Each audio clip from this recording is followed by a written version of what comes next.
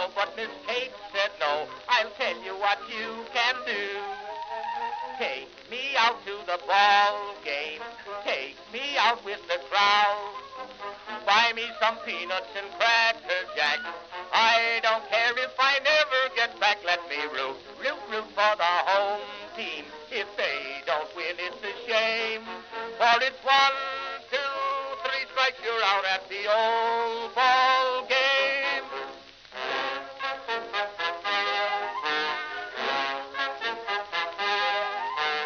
Katie Casey saw all the games, knew the players by their first names, told the umpire he was wrong all along, good and strong.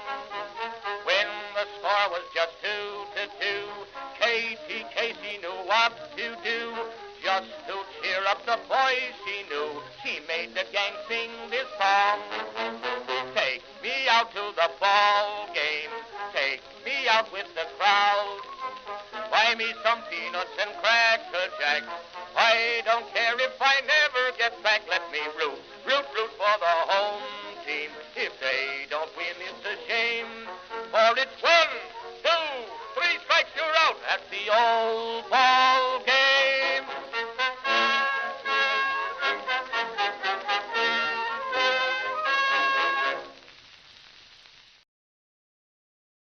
Greetings, folks, and welcome to live coverage of Orioles baseball, where this afternoon the Orioles will be wrapping up a 4-game series against the Boston Red Sox at Fenway Park in Boston, Massachusetts. How you doing, everybody?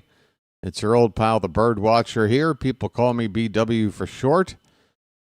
And the Orioles yesterday played a doubleheader, and after a third attempt, were able to not get swept and take Game 2 last night and end a small 2-game losing streak against these Red Sox. And that gives us an opportunity today to perhaps go for a split. If the Orioles can win today, it is not going to be a good road trip if we win today. It'll still be a 2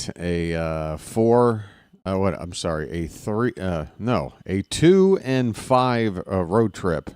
Remember, we got swept in Minnesota before coming here. So we're just trying to salvage a 2 and 5 road trip with a win today.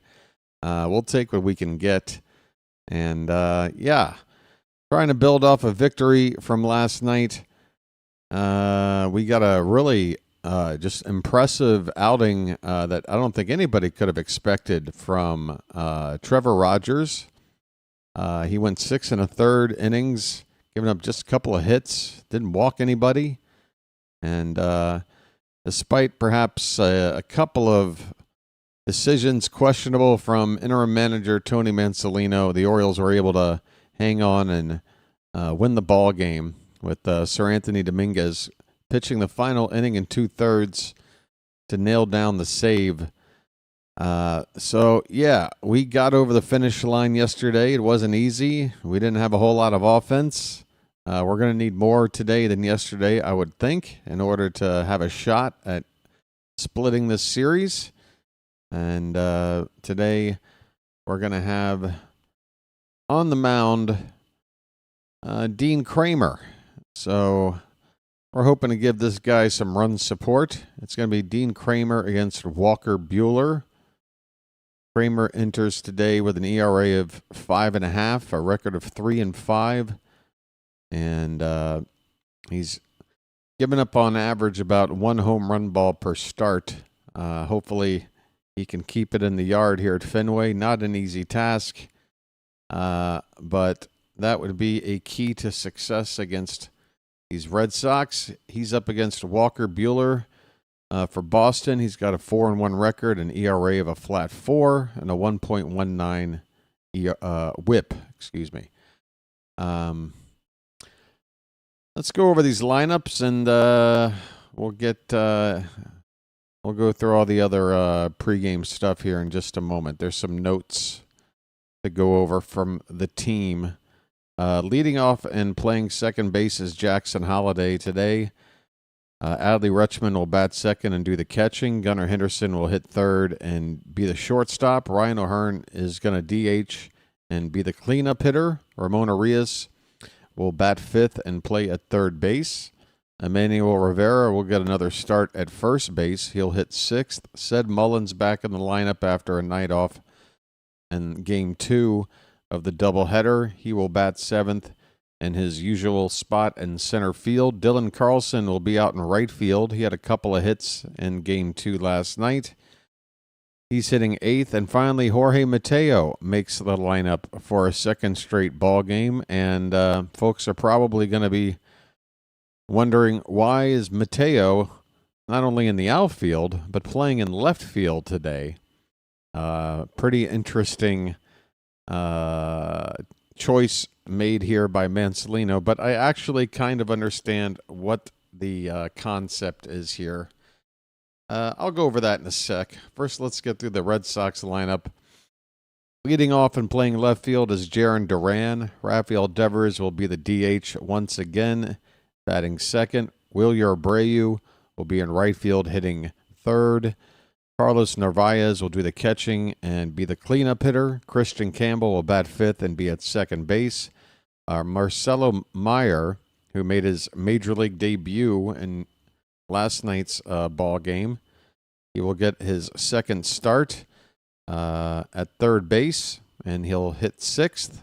Abraham Toro will be the number 7 hitter at first base. David Hamilton is at shortstop today. He is batting eighth, and as he has for every game this series, Ceddanne Rafaela will play in center field and bat ninth. Right, a couple of notes for the Orioles since last night's ball game. Right before last night's ball game, I believe, if not right after, Cionel Perez was designated for assignment. So if you hadn't heard the news, Cionel Perez effectively no longer with the club. He'll be put out on waivers, and any other team that might want to pick up a lefty have the opportunity to scoop him up. I doubt that if nobody picks him up that he'll come back to us. We'll see, but it looks like the end of the line for Perez with the Orioles. Meanwhile, Baltimore has made a new signing, and he's effectively with the team right now. Terrin Vavra, who was called up after Laureano got hurt. Vavra plays infield and corner outfield. He's been designated for assignment, so kind of an interesting turn of events for him. One day he gets his shot called up to the bigs, and the next day he's DFA'd without a chance to even make an appearance.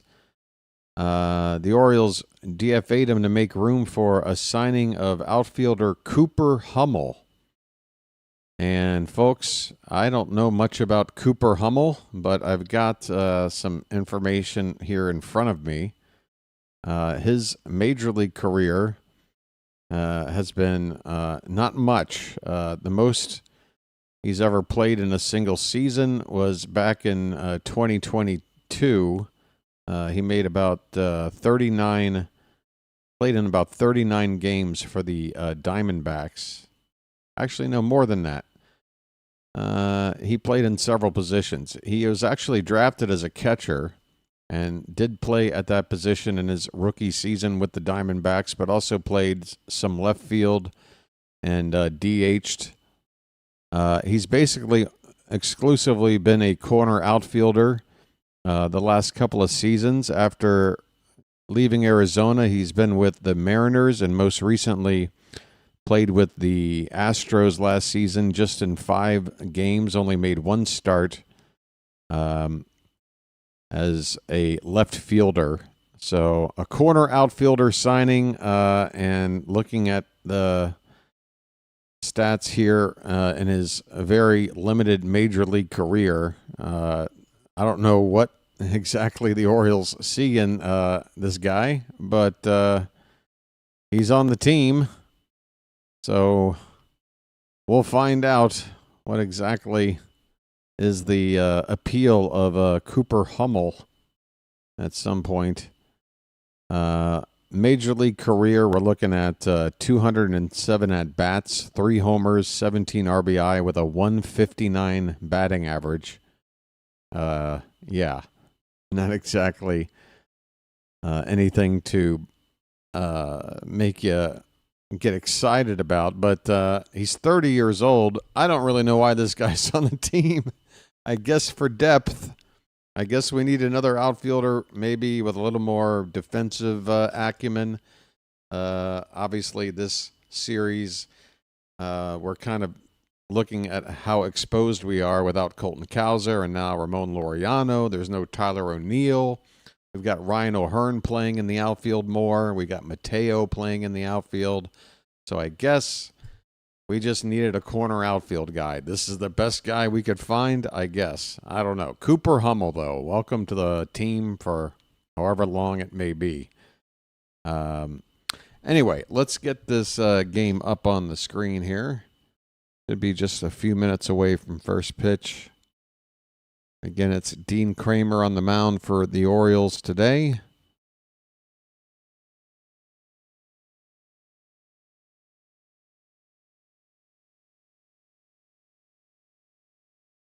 Wow.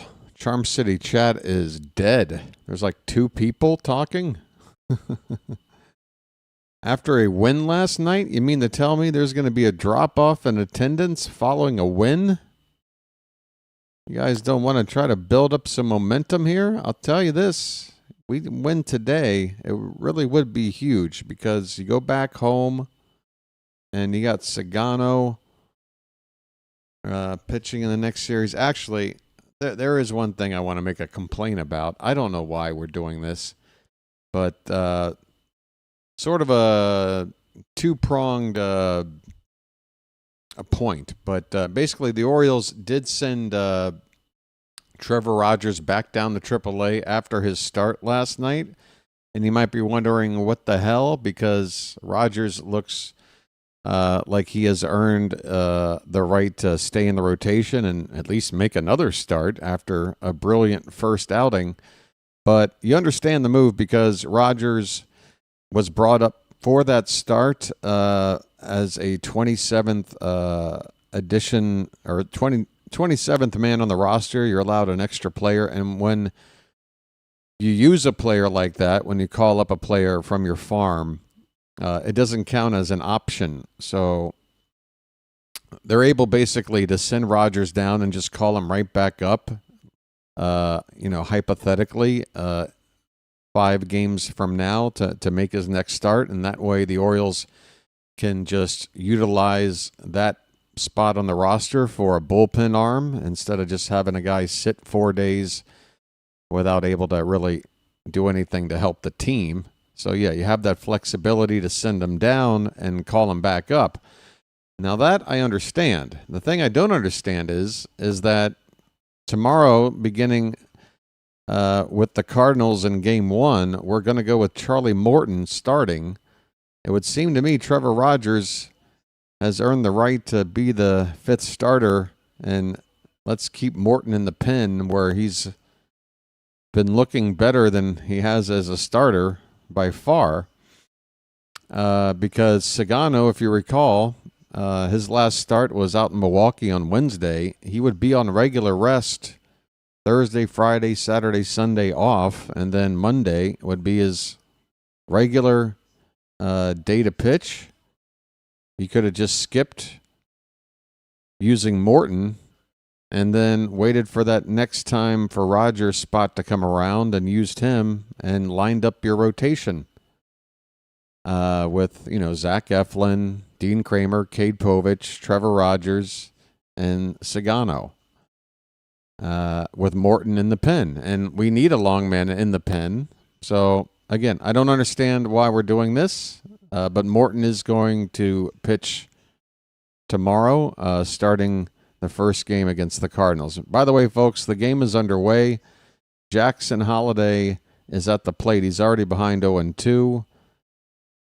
And the next pitch is a curveball in the dirt. Walker Buehler, again, the starting pitcher for the Red Sox.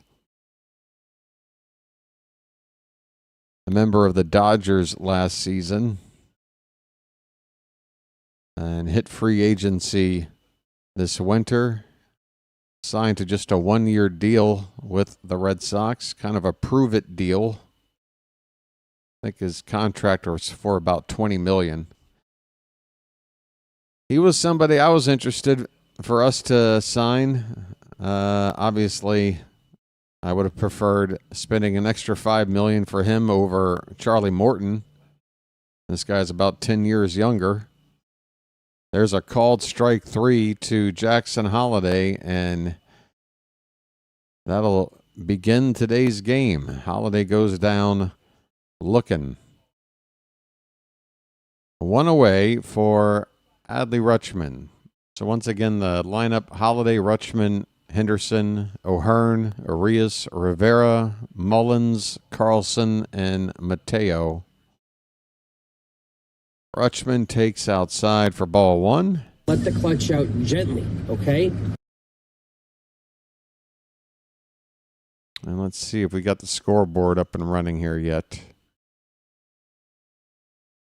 Pitch is low and in, 2-0 on Adley. Scoreboard not quite up yet. Oh, there it is. 2-0 on Adley, 1 out, nobody on. Just getting started here. That pitch is right in there for a strike on a cutter from Buehler. 2-1 the count.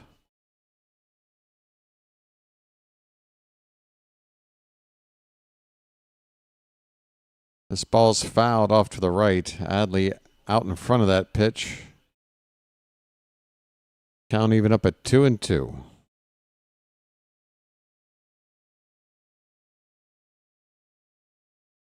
So yeah, regarding Mateo playing in left field, it's only the second start he's ever made in left field in a major league ball game. He did it once in a game down in Tampa.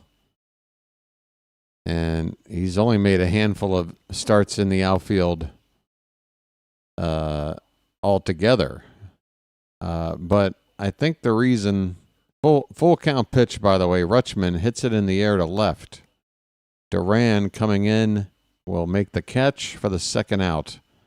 2 up, 2 down here in the top of the first. So again, the Orioles are, again, sort of short on outfielders who, have pretty good glove work. Again, we've been using Ryan O'Hearn. He's been out there playing left field a couple of games already in this series. There's been a couple of balls that he hasn't really played off the wall that well. I don't think you're going to see Jorge Mateo making a start in left field anywhere else than a ballpark like this. Maybe the other exception in Houston, where there's a short left field wall. But the idea, I think, is that Mansolino might think that Mateo is a little more athletic and able to play those balls that hit off the wall. And, if the ball bounces away, he can get to it quicker, perhaps preventing an extra base from, a ball hit off the wall. And, you got Carlson, who's really, other than Mullins, the only other outfielder that I feel like is a average to above average fielder. This ball's hit into right field by Gunnar, and it's straight at Abreu. No, that's down for a hit. It's a ball hit out into right in front of Abreu for a 2-out single. Gunnar is on base.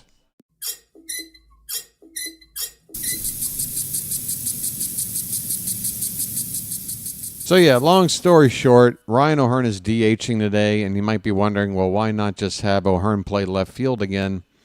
I think they're gonna give Mateo a shot and see if he makes a better fit to play the wall here at Fenway. Again, I don't think you'll see Mateo playing left field pretty much anywhere else. Gunnar's running on the first pitch, and he will make it in there, folks.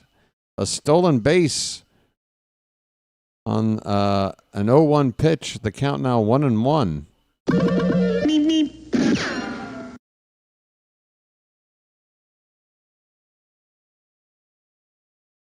Close play, but Gunnar gets his hand in there and is now in scoring position for Ryan O'Hearn. Lights on. Let's turn and burn. 1-1 pitch is inside, and the count is 2-1. O'Hearn has hit 9 for his last 18. He is red hot. Pitch inside, and the count now 3-1. Folks, our first bugle of the day.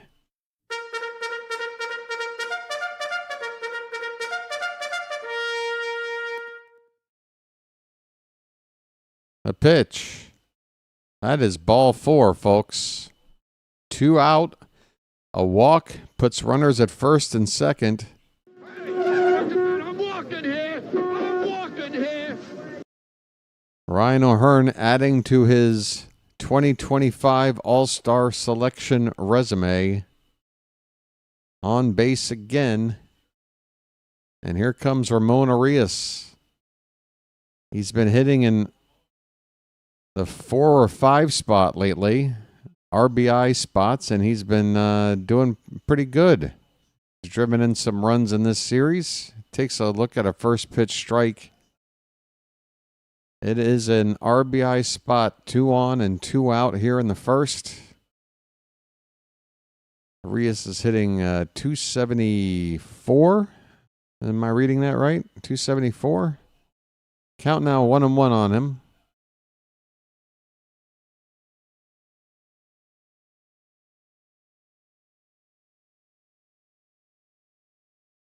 This pitch is fouled away. 1 ball and 2 strikes. Come on, Ramon.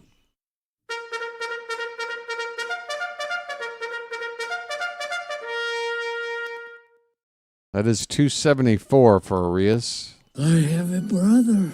With a hit, it might be 276.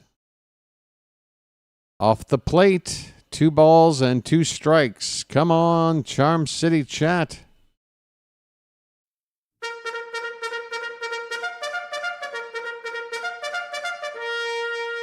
A lot of pitches thrown already by Buehler. He hasn't given up a run, but next pitch will be number 25 here in the first. So even if the Orioles don't cash in, that's a good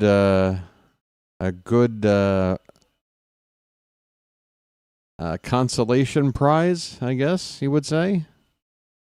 As this 2-2 pitch is high, folks, it's a full count. So the runners at first and second will get a jump,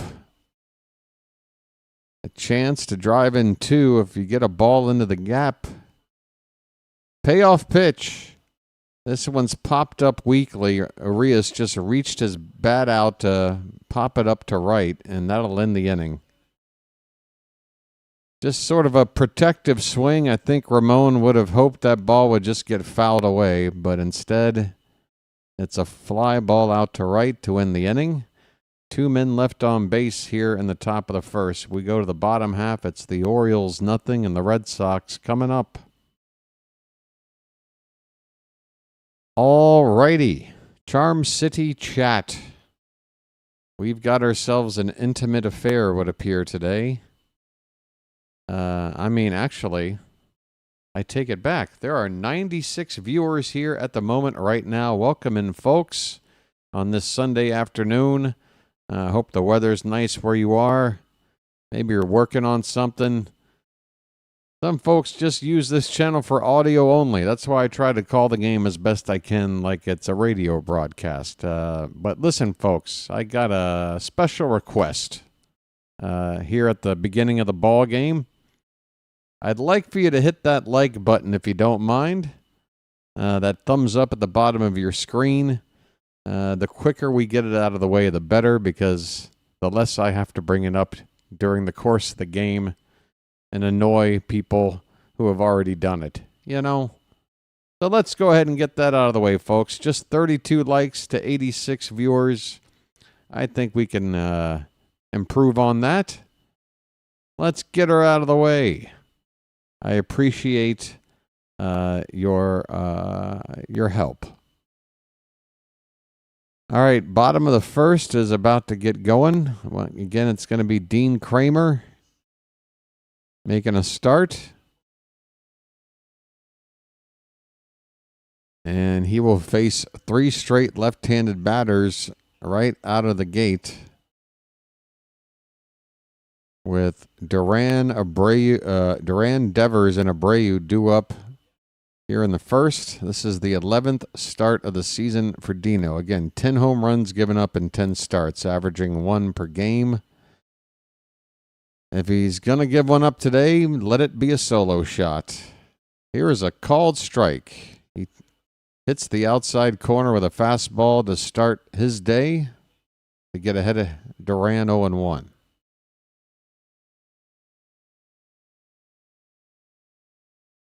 Next pitch is off the plate. Duran reached for it and fouled it away. Kramer quickly ahead 0-2. Fingers crossed for a good day from Kramer, folks. Hopefully we can give him some run support, a little more than we gave Rogers. We got it over the line, but he wasn't able to be in line for the win. We had to score late. The win went to Andrew Kittredge yesterday, or last night, I should say. 0-2 to Duran is high. A ball and 2 strikes. 268 average for Duran.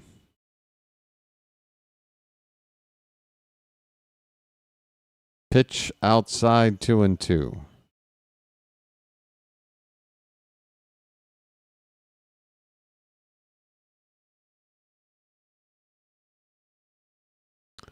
Dean's next one is in there and bouncing in there for a ball.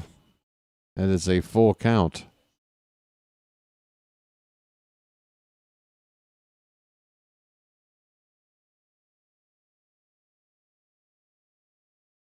Payoff pitch coming to the leadoff batter, and Duran will poke it into left field for a base hit. That pitch was off the plate outside by maybe 4 or 5 inches.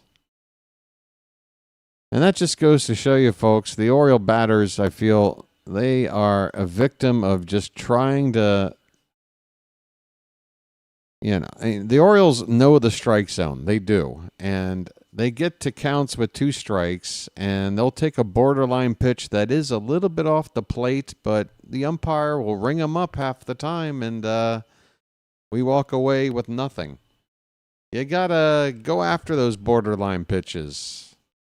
You got Duran right there protecting, going after a pitch way off the plate, and was still able to find a hit.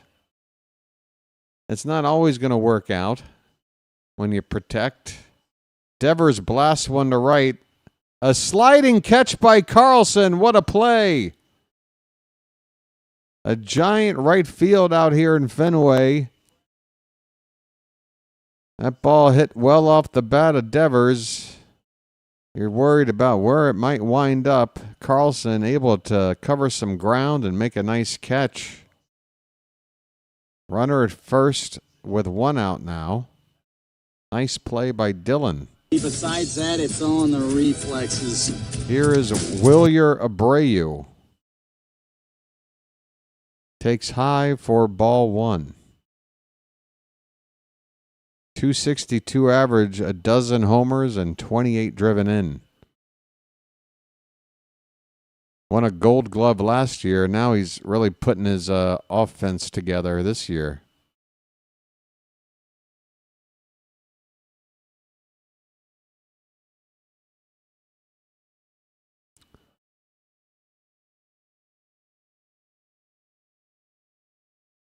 Decent lead by Duran at first.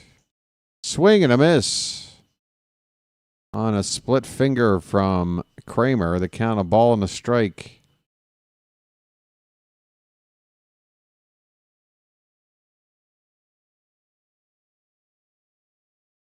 Duran a threat to run on any pitch.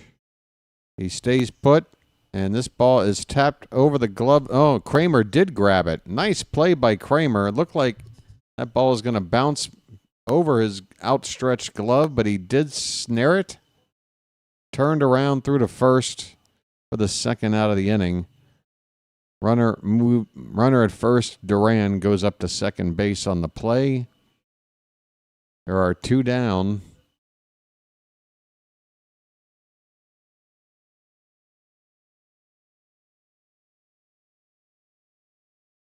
Ah, that is such a nice way to put it.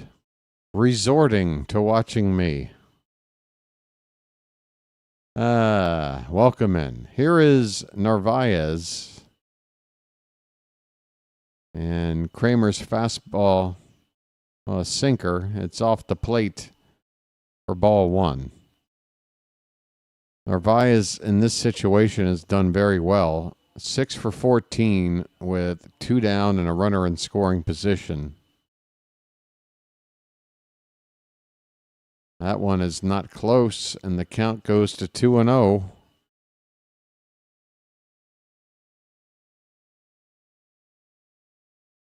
Ah, I gotcha.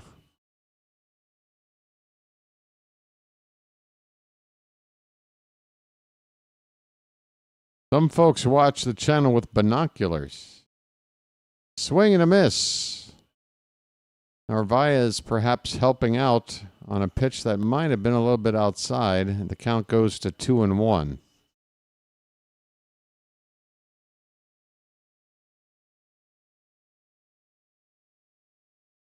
Kramer's next offering is low, 3-1.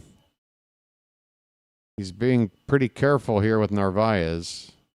Christian Campbell on deck, whose average is about 60 points lower than Narvaez. 3-1 pitch, be careful. And it's fouled off. Full count. 2 down here in the bottom of the first. The runner out there at second base for Boston. Hey there, Dingleberry. Appreciate it.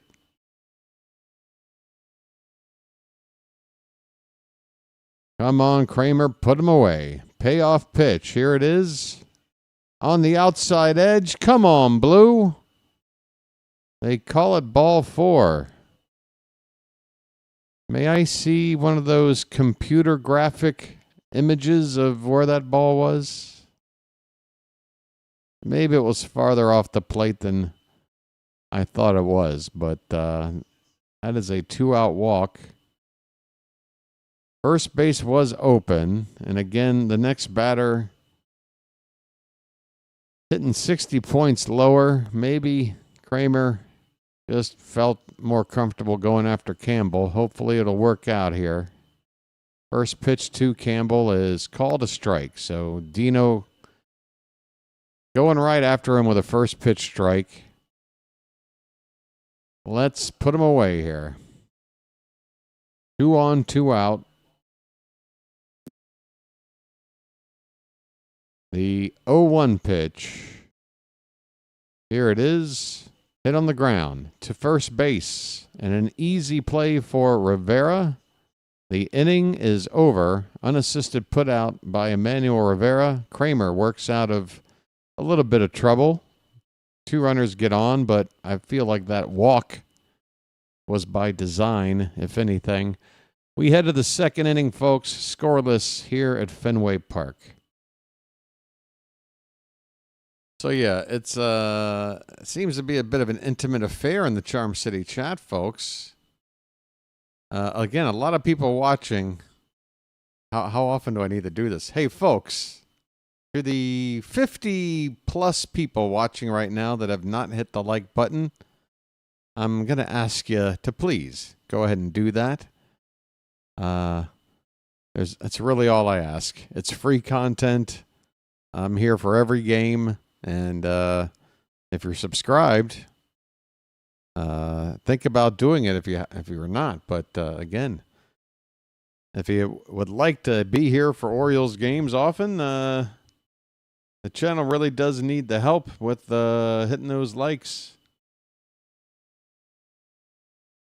Let's get them up, folks. Why leave it late? No need to procrastinate. Take it from one who knows. That's all I did in school. And most of my adult life as well, but mainly in school. So yeah, 49, 52. All right, folks, those likes are climbing. Let's go. Top of the second coming up.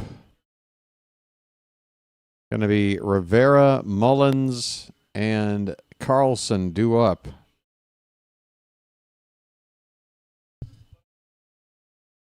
We're going to check in with Melanie Newman. Oh, is that the replay of when she got hit?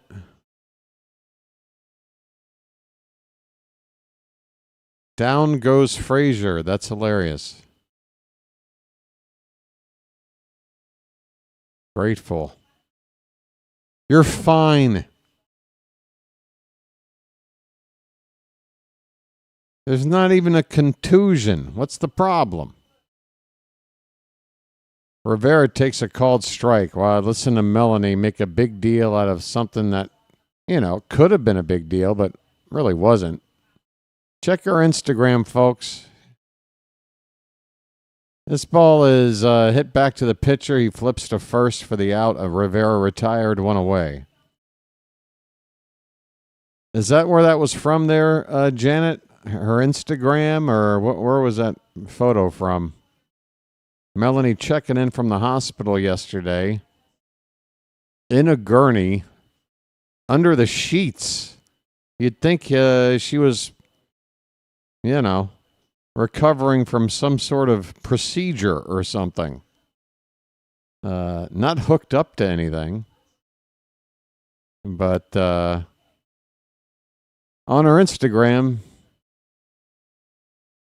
she's, in a hospital bed, not hooked up to anything. Still wearing her, clothes from the ball game, not like in a gown or anything. Just holding an ice pack to her head and flipping the bird.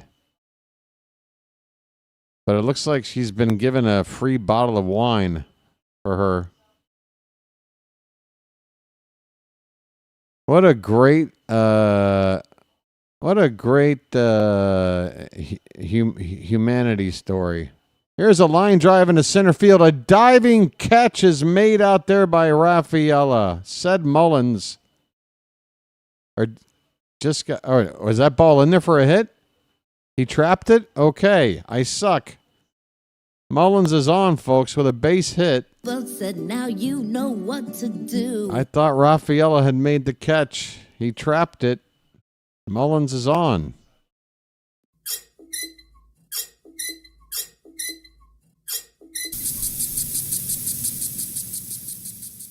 So yeah, Melanie, taking up somebody's hospital bed for a photo op. You're not a war reporter, Melanie. Okay? Dylan Carlson's at the plate. 2 hits in last night's ball game. He had 1 hit going into last night's ball game on the season. So his average has ballooned to a $115.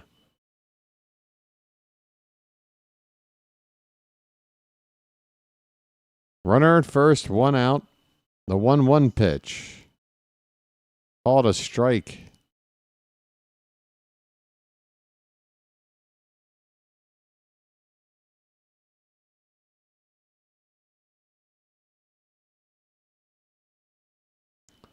Yeah. Melanie Amanpour. This ball is hit softly to second. The flip to 1 bag for 1 and back to first. It's a double play ball. Carlson. Big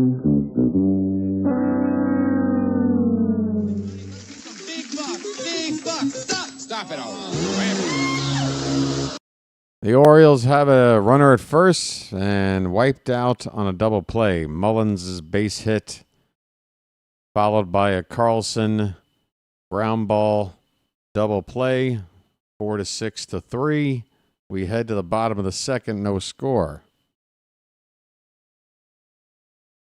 Yeah, Birdland, I was saying that when I was reading over the pregame stuff. Yeah, here's the deal, folks. I mean, I was talking about this. I was like, that money we spent on Gary Sanchez, and this is before we watched and seen that Sanchez has looked like a wasteful signing. But, I mean, as soon as the signing was made, and then we take a look back at the pitching we had, and we look at a guy like Walker Buehler. Walker Buehler, $20 million for a 1-year contract, right? Charlie Morton was $15 million for a 1-year contract, right? Buehler has made like 7 starts. He's got an ERA of a flat 4. He's got a winning record of like 4-2. He's also, I don't know, about 11, 12 years younger than Morton. And it would have cost $5 million more to sign him versus Morton. Now, all you had to do was not sign Sanchez. Go out there and get a $3.5 million backup catcher, which is pretty much the going rate for a decent backup catcher. And then you got your money for a giant upgrade, Buehler over Morton. Just one of a handful of head-scratching moves or non-moves in the offseason under the leadership or guidance or whatever the hell you want to call it of Mike Elias. All right, Marcelo Meyer at the plate. Hey, if I'm saying anything that isn't accurate, you let me know, and I will listen to the feedback. 1-1 the count on Meyer. He was hitless in his debut yesterday. Pitch is low. 2-1.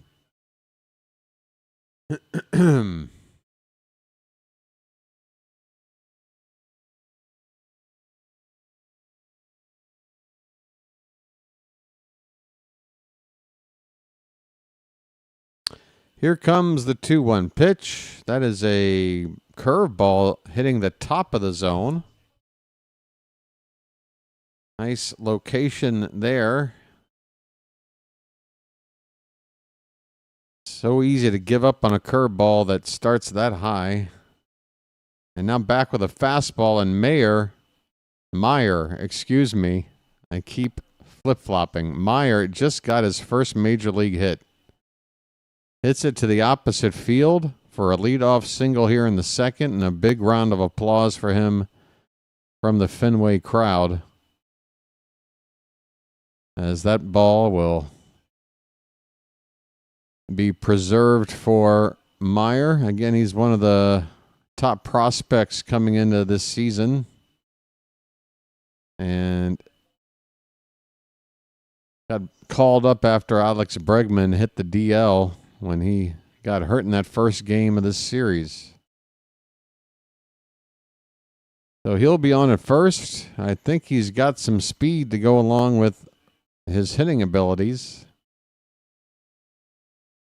Such is the case for most top prospects that don't look like they're 275 pounds and 6'4". I'm going to guess he can run.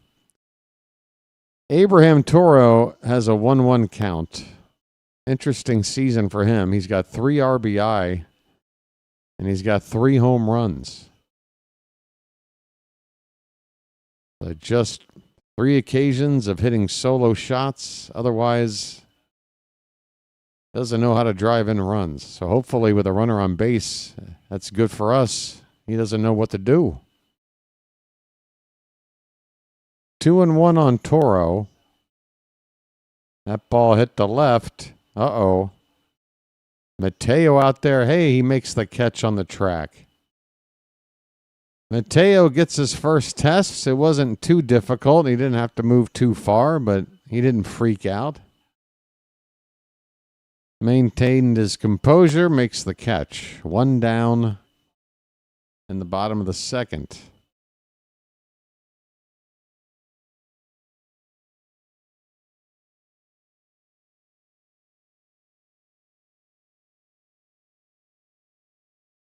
Here is a curveball to Hamilton that does not break back toward the plate. It stays outside for ball 1. David Hamilton, 209 on the average.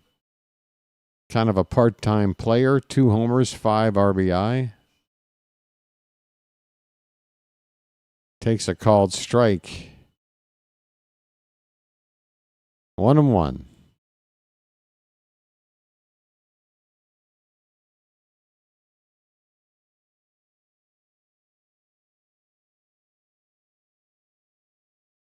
One pitch is outside. 2-1 the count. Do you think we should trade everyone away at the deadline and rebuild? Depends on what you define as everyone. I would assume you don't mean literally everyone. But if you're talking about guys who are in the final year of their contract, if we don't have any plan to extend those players and keep them beyond this season, then I feel like all of those players are, on the trade block. Mountcastle, it's not his final year of his deal, but I do feel like he is another trade candidate, more for the purpose of opening up a spot for Kobe Mayo. Here's a swing and a miss. First strikeout for Dino.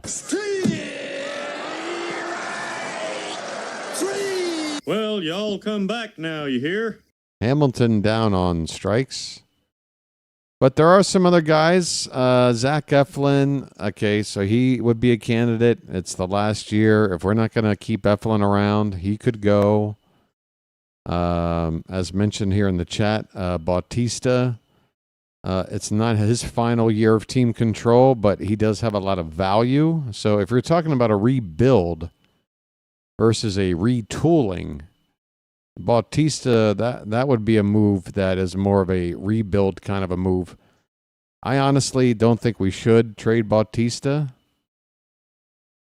But yeah, all of our core players who are under team control for several years. Here's a ball hit out into the right field corner by Rafaela, and Carlson will make the catch near the pesky pole to end the inning. So we work around a hit there. Both teams with a pair of hits through the first 2 innings. We head to the third, no score. Yeah, all of our core guys that are under team control for years, Adley, Gunnar, Westberg, Kauser, these types of guys, they're not trade candidates. I don't think, unless again it was for a huge blockbuster trade that brought us in a frontline starter, because other than a frontline starter, there's no need to trade a valuable asset like that away. Again, we got very talented players that have a lot of team control time left. But there's other guys like Kerstad who has a few years of team control. You could see him maybe in a trade piece just because the Orioles maybe don't think he's the guy in their future plans. So long story short, folks, I would definitely plan on watching probably 3, 4, 5 players currently on this roster, not on this team after the end of July. And, out of all those candidates, I kind of hope we keep Mullins. I mean, I know Enrique Bradfield Jr. is in the pipeline as the sort of natural replacement for Mullins, but I would rather, even if we just got I don't know if he'll take a 1-year deal. I really don't know what Mullins would fetch out on the market. But at the same time, it does feel like Mullins would be a valuable trade piece because of the tools he can bring to a team that's going to make a playoff run. I think a team would be willing to give up something pretty sweet. Jorge Mateo with a ground ball back to the pitcher. He is retired after he got into an 0-1 count. First out, top of the third, Mateo retired on a little grounder there. Here is Jackson Holliday.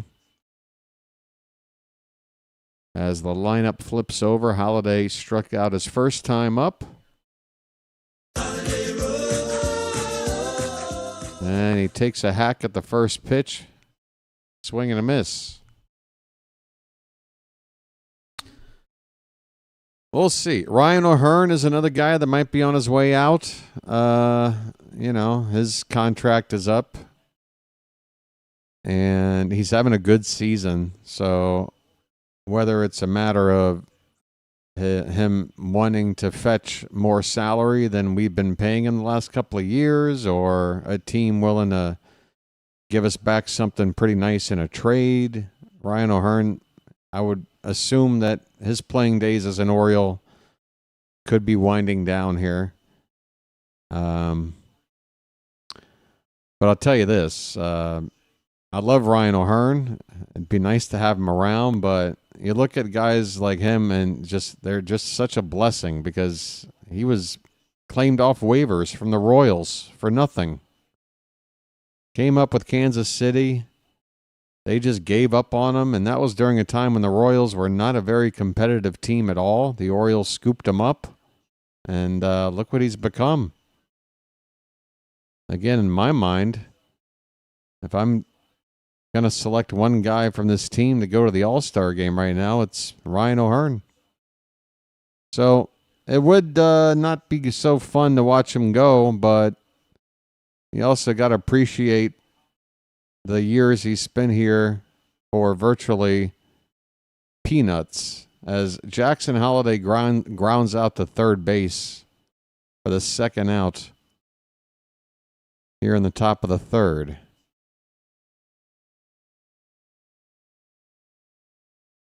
I think Sagano, that's probably the highest probable re-signing or a contract extension.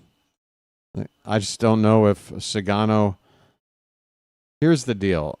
The Orioles, I think part of the appeal of signing Sagano is to try and be a team that would be attractive to other Japanese players. We haven't really had much. I mean, we had like Fujinami out of the bullpen for a little bit, but Adley Rutschman, by the way, at the plate, 1-1 count is fouled away. It's a ball and 2 strikes, 2 down, nobody on in the top of the third. No score between the Orioles and Red Sox. So, yeah, I think Sagano is our best shot at giving an extension because he's been great. I think we can probably offer him a contract that's, pretty fair and not too expensive. Rutschman hits one on the ground to second, and that'll end the inning. Baltimore goes 1-2-3. Bottom of the third coming up, scoreless at Fenway.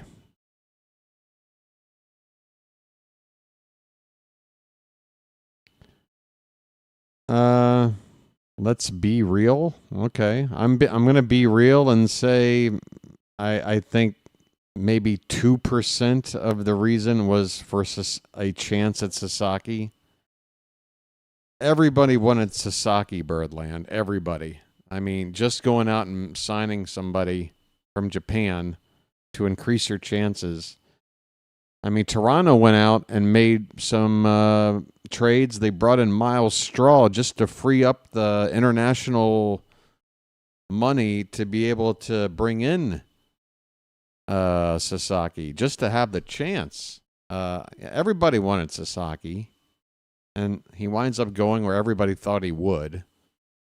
I do think adding Sagano, there was a reason beyond just the pursuit of Sasaki.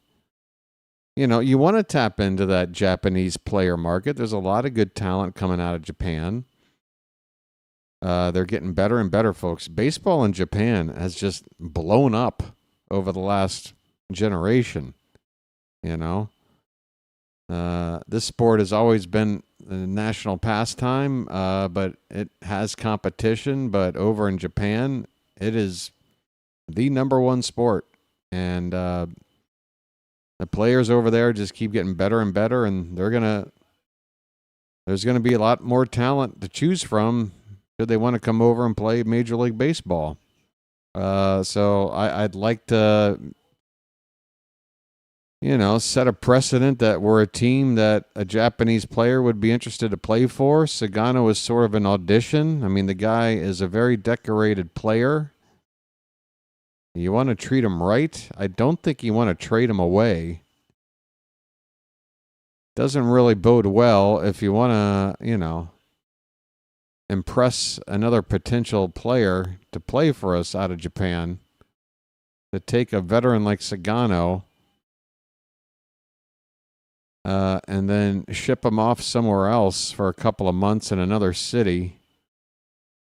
I just don't think it's a good move to trade him. I think I want to have him around. I think he's a nice piece of this rotation.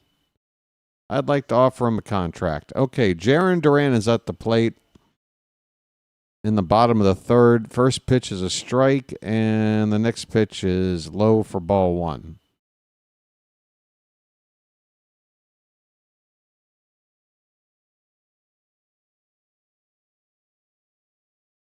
Oh, I'm sure, Rod, that Sagano was under the impression that this team... But look, nobody thought this team was going to be in the position it is, But look, Sagano is going out there and pitching like a professional. I think Japanese players have a different mentality than us Americans and the way we look at situations like this. I don't think Sagano is just going to boo-hoo that he's pitching for a bad team. I think if the Orioles treat him right, and if, we pay him what he deserves, he'd be willing to stick around. I mean, he has to know that despite how bad this season is going, that a decent offseason, we could be contenders again next year. Here's a hard grounder off the glove of the first baseman, Rivera, and that's going to be an infield hit, surely. That ball hit very hard off the bat. Going to be a leadoff single. And is that Duran again? Getting on base to lead things off?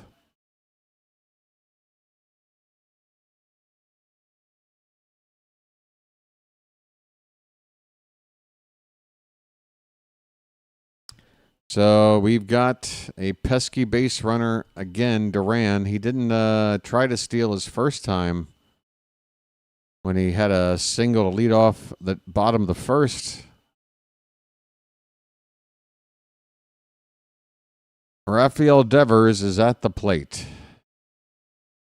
And he takes a cut and fouls off the first pitch and looks to hit off of Adley's catcher's mask.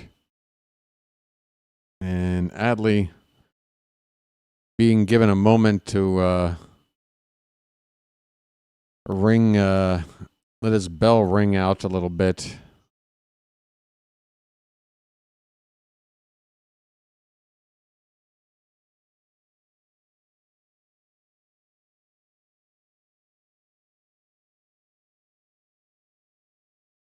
You all right there, buddy? 0-1 the count on Devers. Rutschman lays a sign down. Here's the pitch. Swing and a miss. Kramer quickly ahead of the dangerous Devers 0-2. This would be a big out. Scoreless ball game. Duran on at first, nobody out.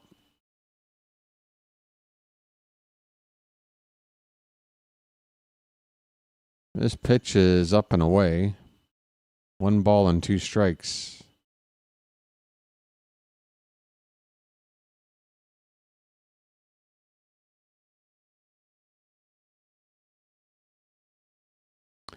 Hey, Joel, you might want to throw the name Hyde into that equation. I'm not sure with all of those names back, with Mansolino in charge, that we can be a 500 team.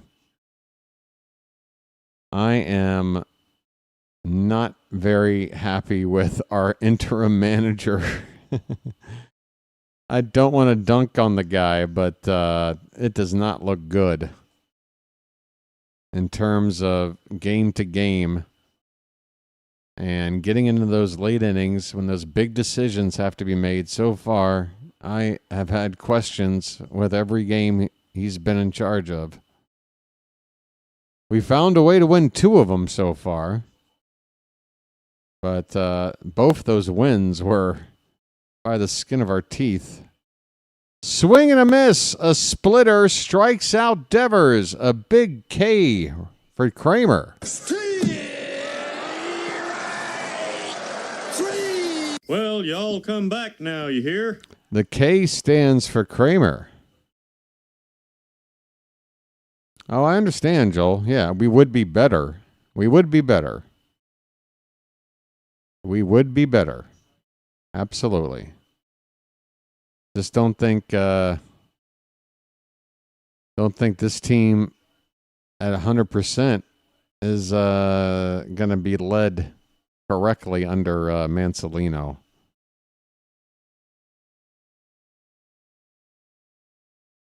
All right, so that's out number 2. I kind of blinked and didn't see. I just pulled a Mansolino. I look up, I look down. Next thing you know, there's an out. Wilyer Abreu popped out to shortstop. Sorry about that, folks. That's the second out of the inning, and here is Narvaez. Runner at first, 2 down in the bottom of the third. On a 1-pitch out. Thank you, lazy bum. You know, you need to alter your name. You're not that lazy. You jumped right in to help out. You're a quick bum.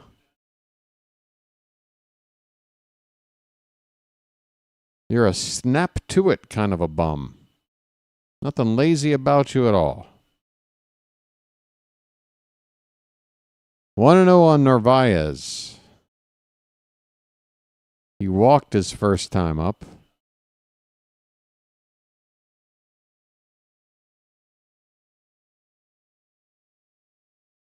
Here comes a pitch. Swing and a miss. 1-1 the count. I'm shocked Jarren Duran has not tried to steal second base.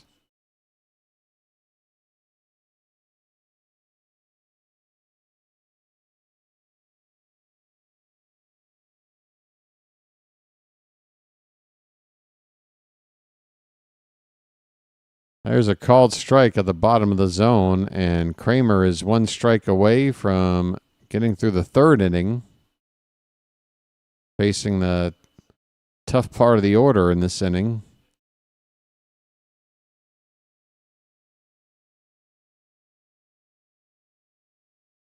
Pitch fouled straight back from Narvaez. Still 1 ball and 2 strikes. 50 pitches now for Kramer with 2 down in the third.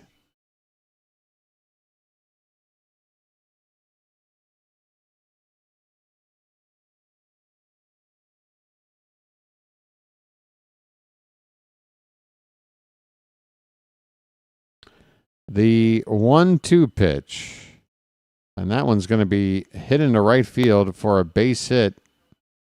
Going first to third is Duran, and that's why it's such a big deal that he didn't steal second base. I mean, shoot, there's 2 down. Duran gets to third, but we still have a scoreless game, thankfully, and a chance to get out of this inning with it still 0-0.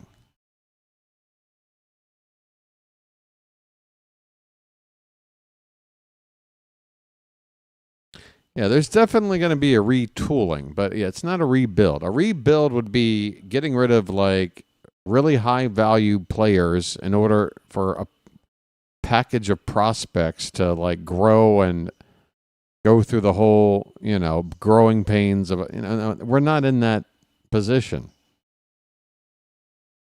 If you recall, if you look at our core players, those guys were involved in the previous 2 seasons of some very good teams.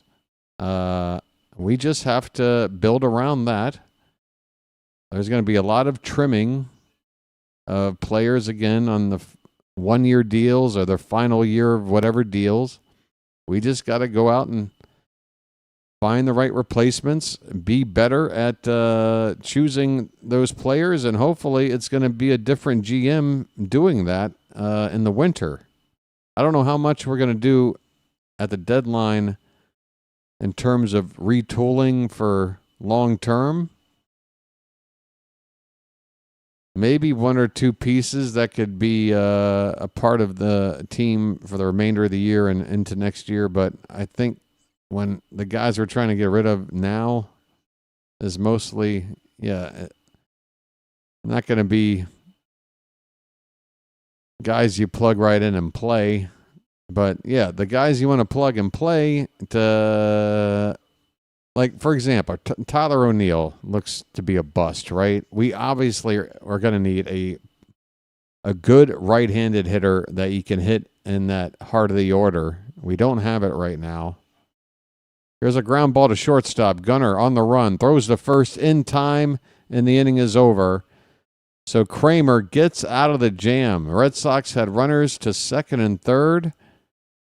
And Kramer gets out of it. It is still scoreless, folks, as we head to the 4th inning. All right. Folks, there's over 100 people here watching, and we're still only 2/3 of the way to our goal. Let's get those likes up, folks. Welcome in. Please hit that like button if you don't mind. I might be breaking a record. I think this is the 3rd time I've brought it up, and this game's not even half over. Usually I only think to do it a couple of times in a game. But I don't know. I'm trying to train myself to bring it up more often.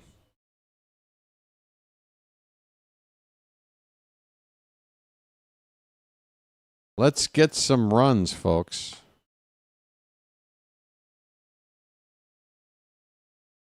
But, until we get a new GM. So it's not the best option, but it just is what it is. Exactly. Until we get a new GM. So it's not the best option, but it just is what it is.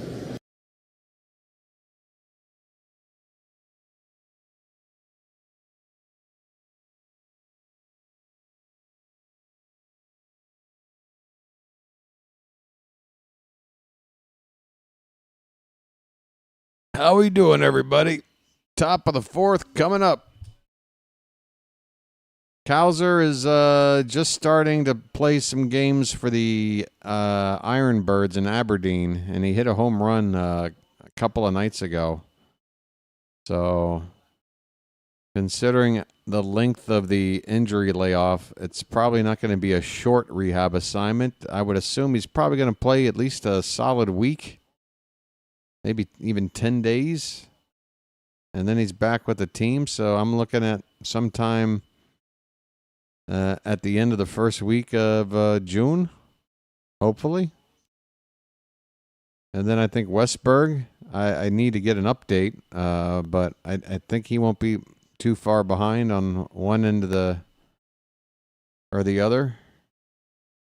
Gunnar Henderson's at the plate, folks. 0-1 the count. Next pitch is outside. A ball and a strike on Gunnar. His name's Gunnar, and he's dating my mom. That pitch is a called strike. That is a tough one. Pitch on the outside corner at the knees. 2 strikes on Gunnar. Leading off the top of the 4th. He had to hit his first time up. Orioles with just 2 hits so far. Curveball in the dirt. 2-2 the count. Folks.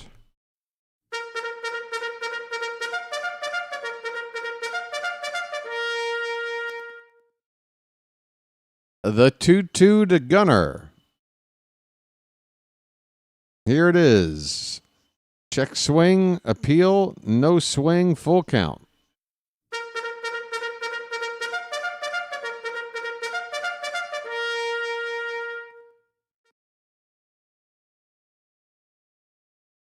Payoff pitch. Low for ball 4. Gunnar with the bat flip.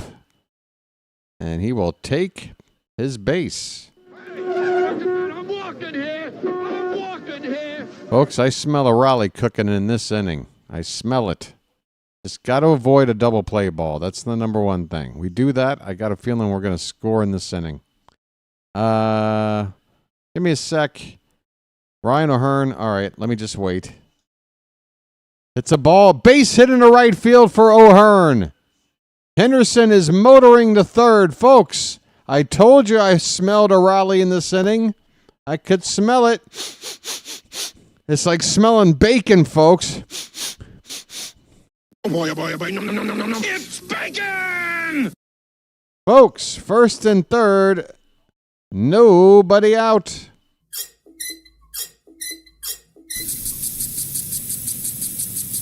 I'll be back in just 2 shakes.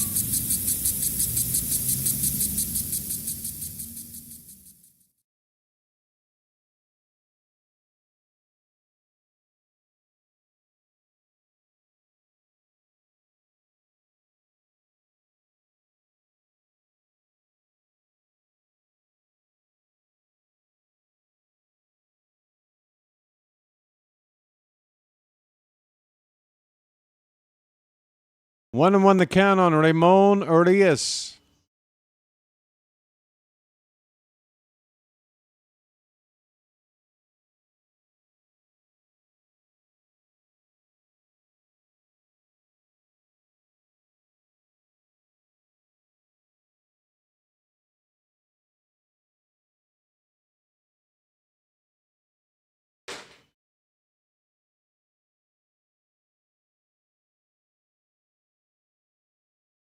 One and two the count. Sorry, folks. I couldn't find my luckies. I was freaking out. 1-2 pitch.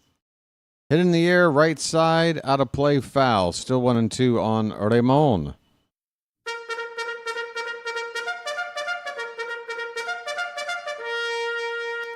Cantankerous with a message. Message for you, son. Super chat. Charge. Runners at the corners. Thank you, Cantankerous. That pitch is off the plate. 2-2 on Urias, folks. We're looking for the big hit. Let's go.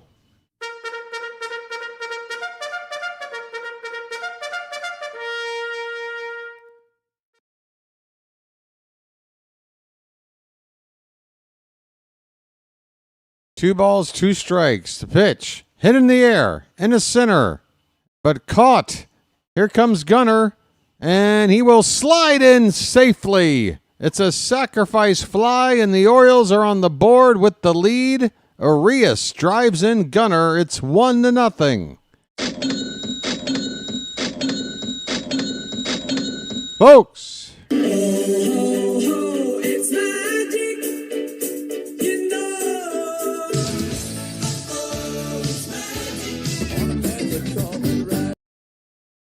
You believe in magic.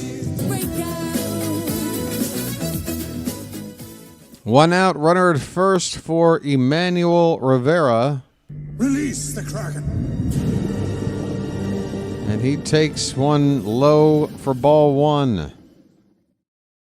We have a lead. I want to split.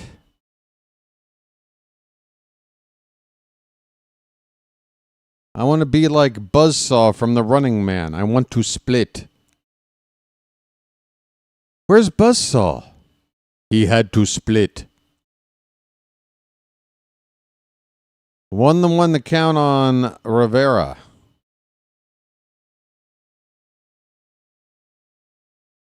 Pitch inside, and it got the catcher somewhere. He went down on his hands and knees. Narvaez will get up and shake off whatever that was. 1-2 on Rivera.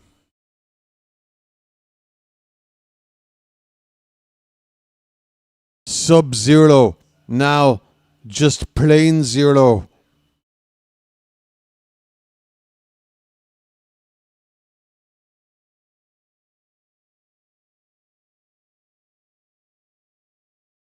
One out, runner at first.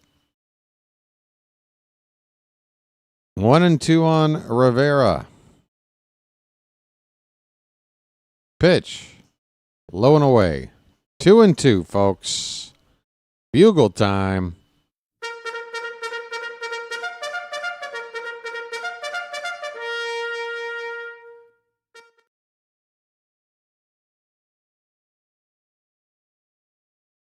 Two and two.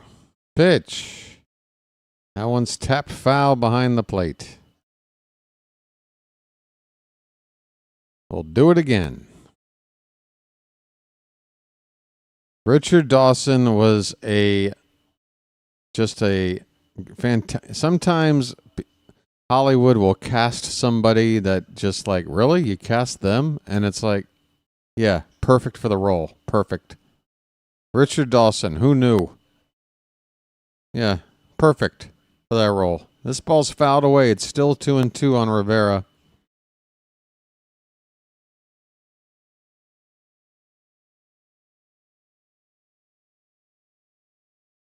This will be the 68th pitch from Buehler. Outside, ball 3, and we got a full count, folks.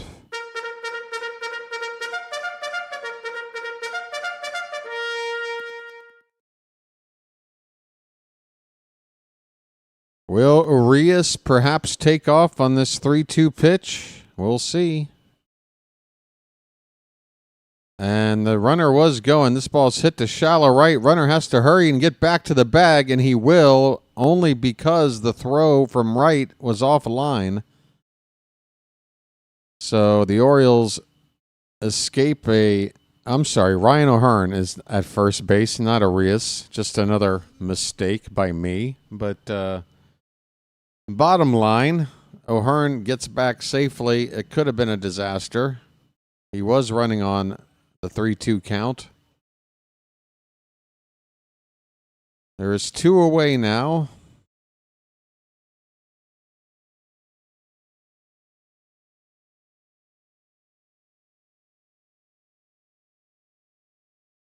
And a mound meeting for the Red Sox. Let me have a Diablo sandwich of Dr. Pepper. Make it fast. I'm in a goddamn hurry.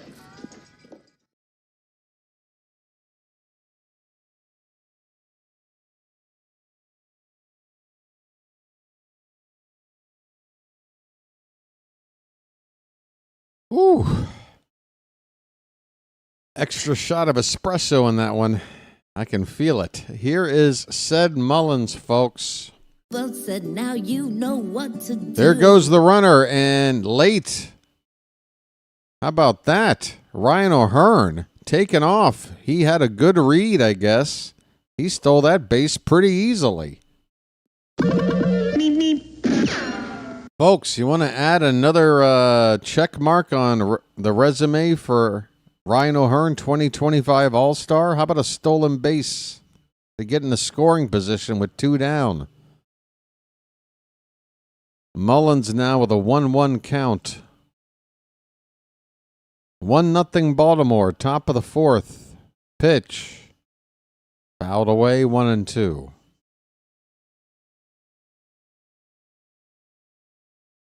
Telling you folks, when those All-Star ballots come out, you better mark O'Hearn's name in there. BW will be very disappointed in you if you don't. Of course, everybody does it on computer now, right? This pitch is bouncing in for ball 2. I mean, vote to your heart's content on other Orioles if you'd like. Mullins or Holiday or Sagano. Charlie Morton if you'd just like to troll. But definitely get Ryan O'Hearn in there. This pitch is fouled away again. It's 2-2 on Mullins, folks.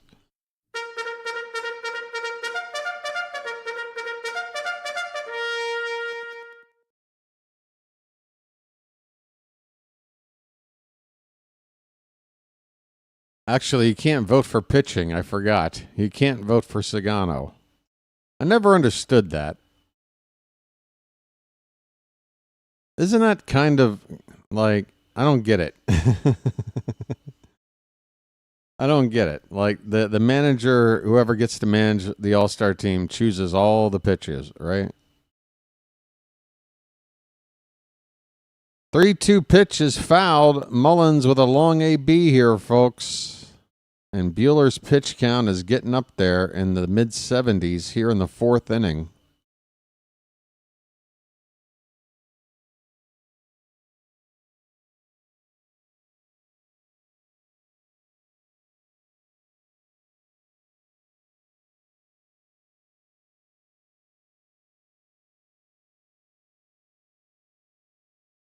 George would like more runs.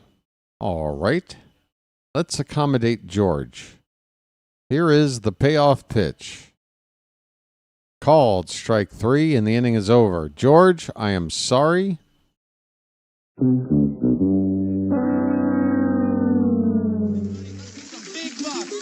buck, stop it all.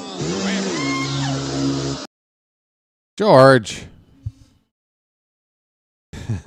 Just kidding. Hey, folks, the Orioles have taken the lead. Come on, Ramon Arias, a sac fly to score Gunnar Henderson at the end of 3.5. Baltimore 1, Boston zilch. We'll get him next time for you, George. Win one for George, folks. Yesterday, our motto was, let's goo. In fact, we got to keep that going, folks. We are 1-0 when we rally behind the phrase, let's goo. Let's goo, everybody. Let's goo for win streak number 2.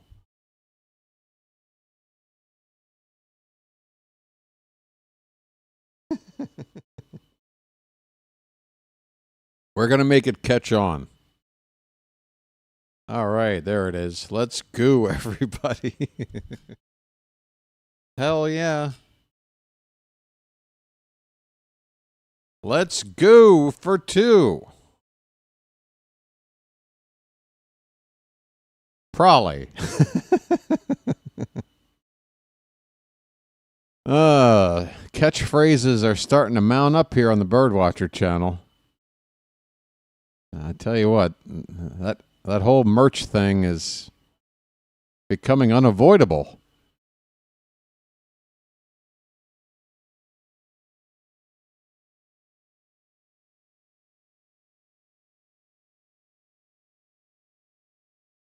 Yeah, there you go.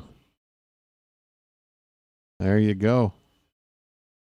And, of course, the classic Bye-Bye Birdie shirt. We got to have that, right?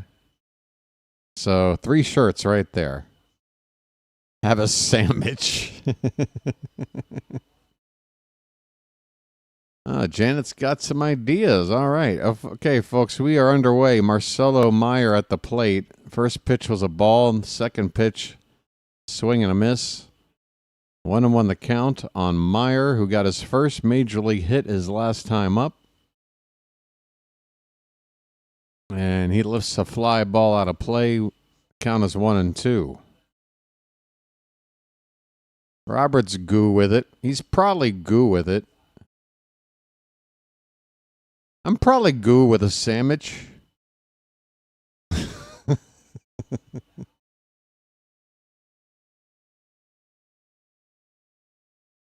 We're inventing a whole new language. It's like a Clockwork Orange in the Charm City chat. It's just me and my droogs watching some baseball here on the telly-welly. Just viddying a little baseball. Viddy well, everyone. Viddy well. Here's a ground ball to first. Rivera will make the play, 1 down. Kramer, 3 1/3. Pitch count's a little high. He's up to 60. Try to get a couple of quick outs here. What's going on, Hutchins? If it's been a while, you're not a stranger. That means you've been here before. Abraham Toro looks at a strike, a curveball from Kramer.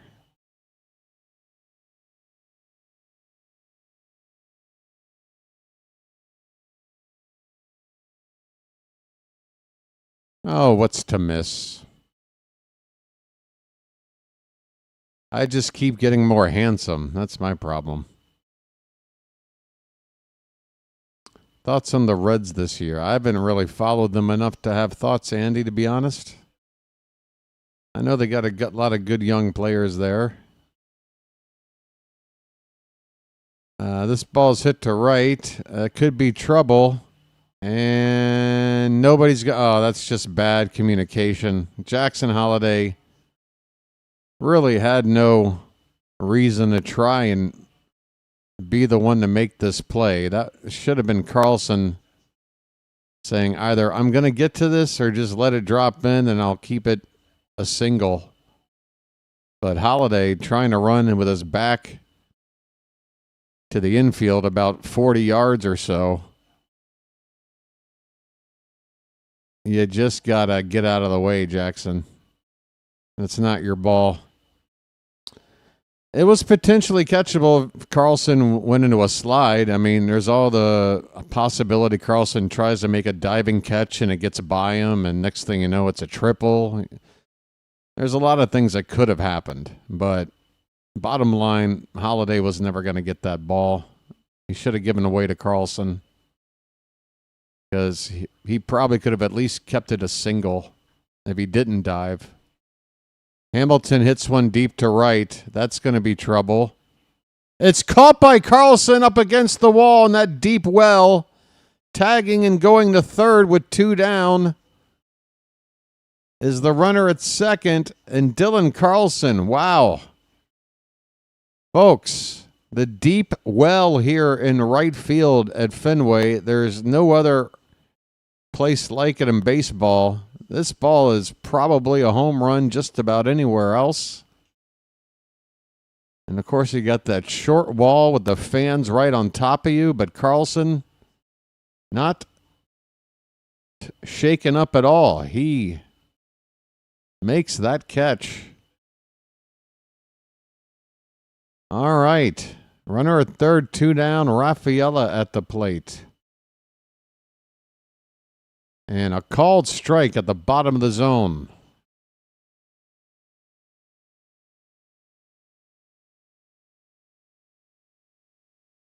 Chance to get out of this inning after a bit of a miscue out there. It wasn't an error, but 0-1 pitch, fouled away. We're 1 strike away from getting out of this one.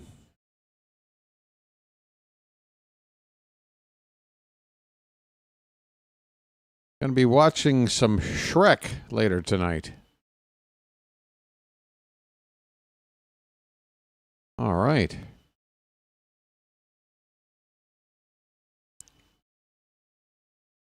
Kramer steps off the rubber. 0-2 the count right now. 2 down, runner at third. 1-0 Orioles in the bottom of the 4th. Final game of this 4-game series at Fenway. The 0-2 pitch is low and away. Set is going deep today.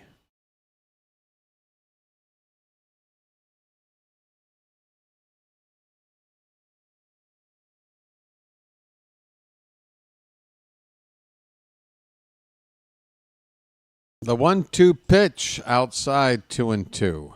Shrek. Whatevs. I tell you what, Mike Myers made a lot of money doing the same impression he was doing in the SNL sketch back in the late 80s, running a Scottish store. If it's not Scottish, it's crap. Anybody remember that sketch? That's basically Shrek. But yeah. I know it's a movie adored by many. Full count on Rafaela. The pitch. Hit on the ground. Right to Henderson. Over to first in time. Runner at third is stranded. Kramer gets through 4 scoreless. And Dylan Carlson doing a bang-up job to help keep this game 1-0 Baltimore.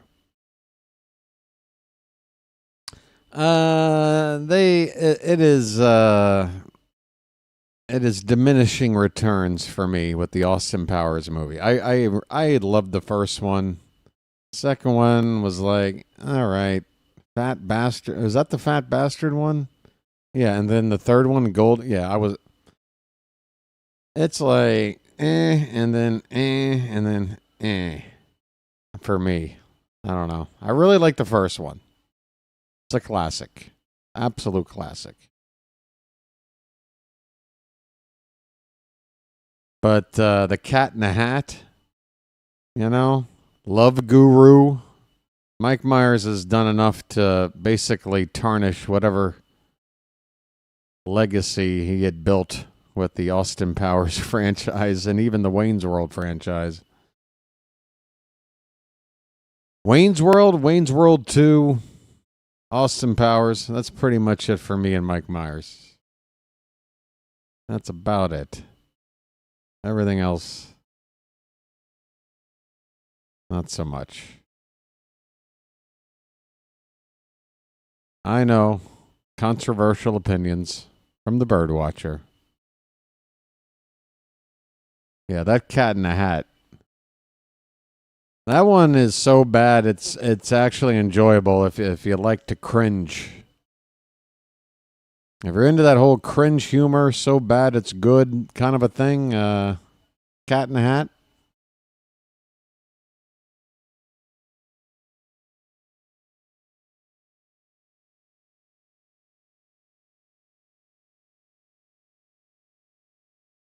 Halloween? Oh, that Michael Myers. Ah, right. Yes. He is a versatile actor.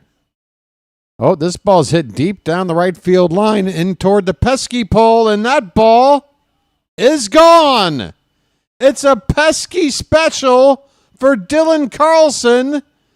Folks, in about 5 minutes, Dylan Carlson has had a hell of a time with Boston's right field corner. First, it was a fantastic catch, and now a home run ball into the same area. It's 2-0 Baltimore.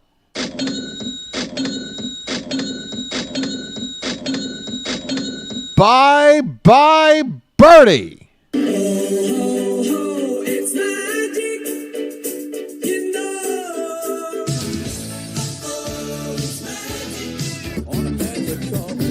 Mateo hits a ball hard into right, but it's caught on the run by Abreu. Credit to Mateo here. He took a ball and hit it the other way hard. But he is retired. 2-0 Orioles, folks. One away. Here is back to the top of the order now, right? For Holiday. Holiday at the plate. He's got an 0-1 count.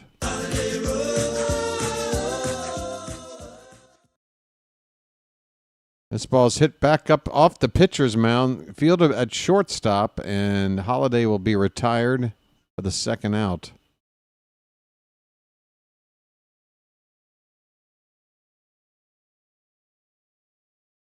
Dylan Carlson. How cool was that to make a defensive play and then in the same exact spot just hit a little home run in that pesky area right down the line in right field here? Well, he went deep into the... Actually, I'm wrong. He was deep in the well for the catch, and then he was over by the pole for the home run. But either way, it's those funky dimensions here at Fenway that came into play on both defense and then with the home run ball. That's why I think Fenway Park is probably my favorite ballpark, that obviously other than Camden Yards, because it's just, there's so many funky ways to score or weird things happen. Swing and a miss. A strikeout here to end the inning, but the Orioles add a run and double their lead on a Dylan Carlson home run, his first long ball as an Oriole. We've played half a ball game. We go to the bottom of the fifth. 2-0 Orioles. Top of the order due up for Boston. It's always the top of the order. Why is Duran always leading off? Urgh.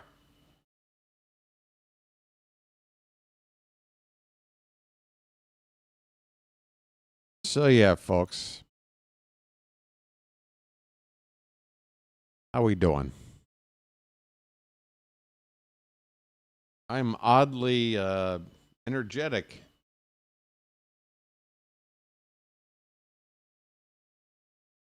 Worried that with the way things have been going, with the rain delays or rainouts, and 2 days where one was a doubleheader, then it wasn't, and then the next day there was. I thought, this game, I might just completely collapse. But for some reason, I'm feeling kind of energetic. I don't know where it came from. It's weird. I will enjoy it while it lasts. Like, if I start to, collapse in about 2 innings, I apologize for making it sound like I was in a good place. But right now I feel good, all right? I just want to get that out there. When BW's feeling good, it's good for the team, folks. I've said it before. I'm tethered to the team. There is a connection. It's like E.T. and Elliot, My health, the team's health, it's all connected. So if I'm feeling good today, that's good news. Let's go.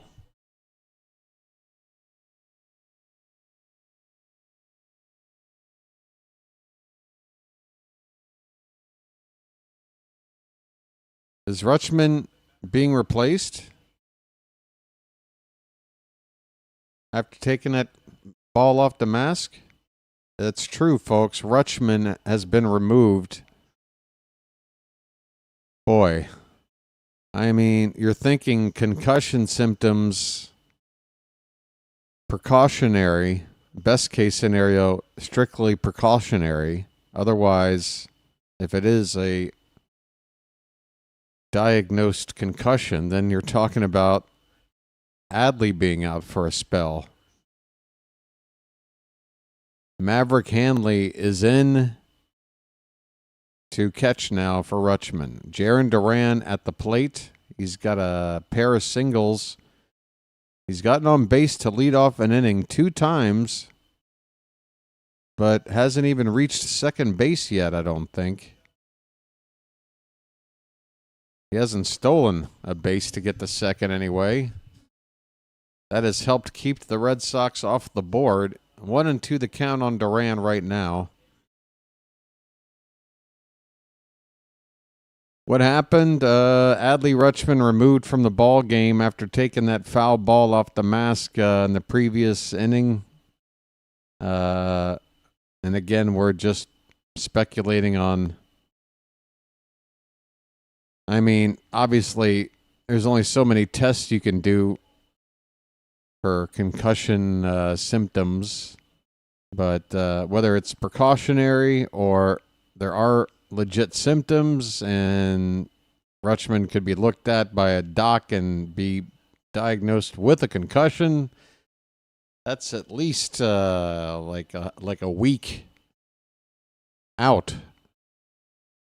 So I think there is a special injured list for concussions specifically, if I'm not mistaken. If it's not in baseball, it's another sport I'm thinking of, but I think there's a special DL designation for concussions. We'll see. Let's just hope for the best for Rutschman. Here's a payoff pitch to Duran. This ball's hit on the ground. Another base hit. Duran is 3 for 3. He has led off 3 of the first 5 innings with singles.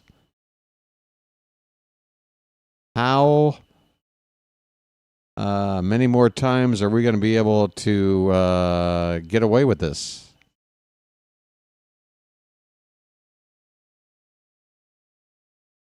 Shame you once, shame you twice. Now we got to shame you a third time, we hope. Here comes Rafi Devers. And the first pitch is up and away for ball 1. Next pitch from Kramer will be number 80 on the afternoon.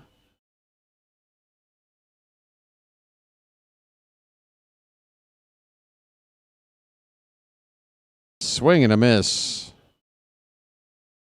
Good pitch there from Dino. Splitter breaking low on the outside part of the plate. 1-1 on Devers with Duran at first. Nobody out.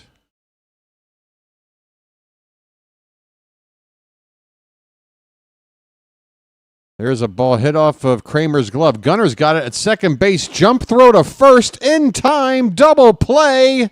Folks, put a star on that one.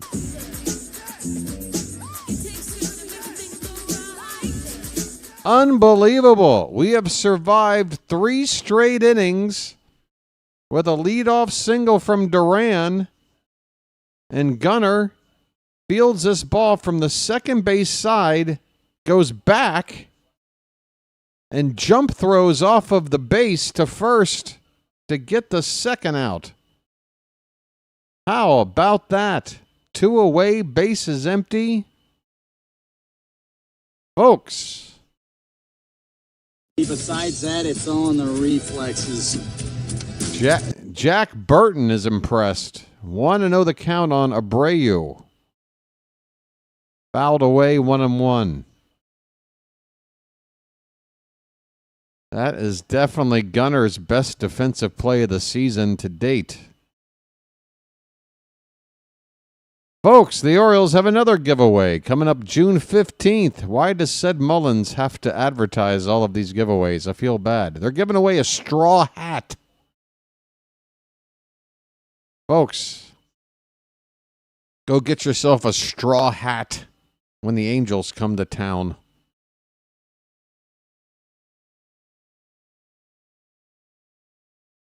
Devers with the assist. What, did he not hustle down the line, you think? That's definitely possible.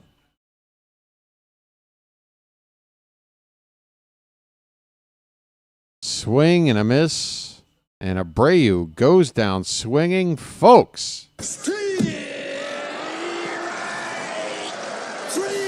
Well, y'all come back now, you hear? Well, y'all come back now, you hear? Well, y'all come back now, you hear? Folks, the Red Sox have to feel pretty frustrated. No runs on 6 hits. They've left 6 men on base. I'm sorry, Boston. Is this frustrating for you? Pardon me if, your frustration doesn't equal mine as an Oriole fan. So deal with it. We're shutting you out right now. Going into the 6th inning. Let's go. Keep it going, Baltimore. Let's add on. We've gotten a run in the 4th. We've gotten another run in the 5th. And here comes the 6th. Who's ready? Maybe somebody down at the nightclub. Where you from? Baltimore. What? Baltimore. Baltimore? What's that? Look, it doesn't really matter, all right? All right. Bye, birdie.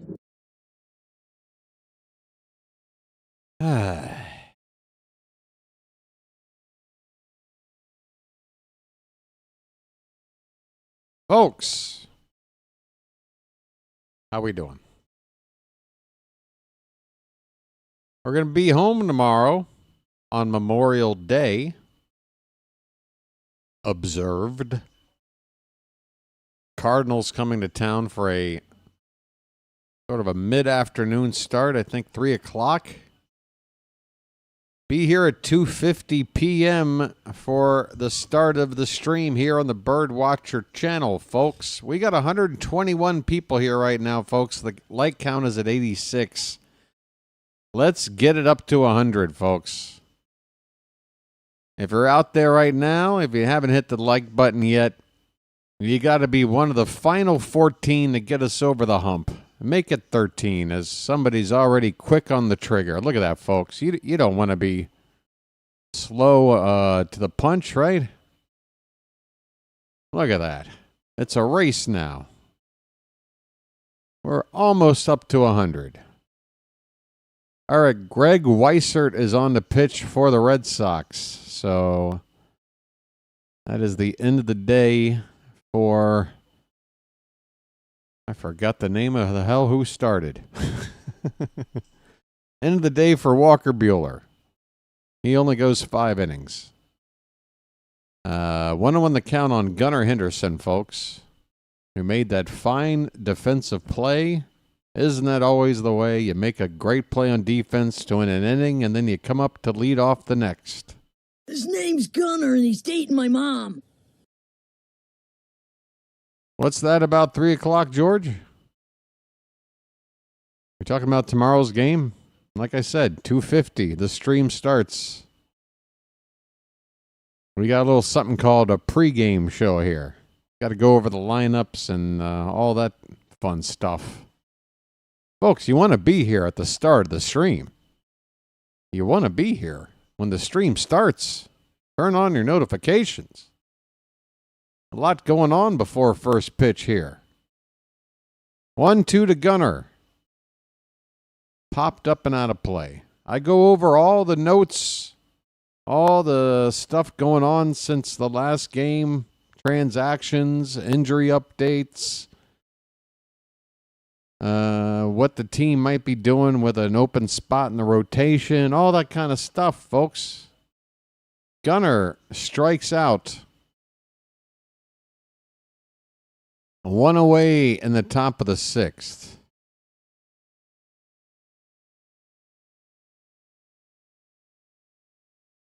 So, yeah, I set my streams to 15 minutes before first pitch. Give me enough time to introduce myself, go over the lineups, talk about last game we played. This ball's drilled by O'Hearn. That ball is going to go! Bye, birdie! Folks, I'm done talking. Ryan O'Hearn, 2025 All-Star, has just hit his 8th home run of the season to deep right field. And the Orioles have made it 3-0. Turn and burn, Baltimore. It's magic, you know. On a magic carpet ride. On a magic carpet ride. You believe in magic. O'Hearn takes a drink from the homer hose. That ball was on the outer half of the plate. Didn't matter. A power swing from O'Hearn. 3-0 Orioles in the top of the 6th. 0-1 pitch to Arias is outside. A ball and a strike. I have a brother.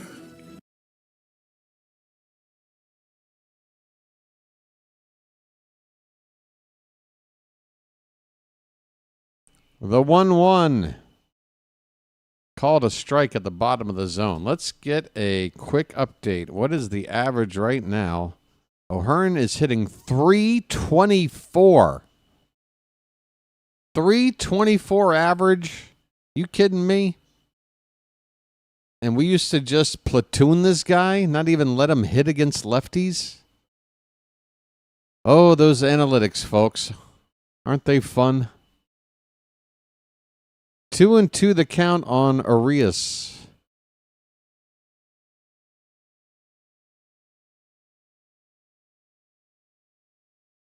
That ball is hit down the left field corner, and that is up against the wall for extra bases. Arias will coast into second standing with a 1-out double. Splash it up. Splish, splash, I was taking a bath.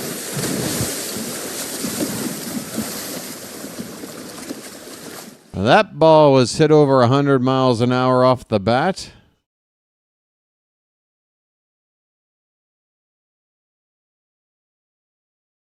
And the Orioles are starting to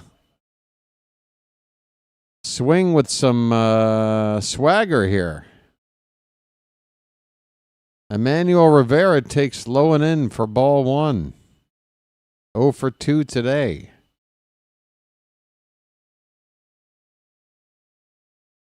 Let's go, everybody. Let's go. I'm telling you, we're keeping that's the phrase that pays, folks. This ball's hit to short. And they're going to throw to first to get the second out. Arias, typically,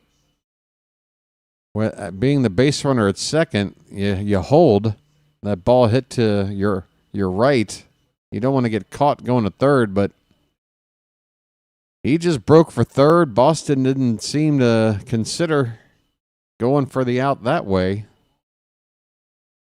Works out for us. 2 down, runner at third base. Here's Ced Mullins.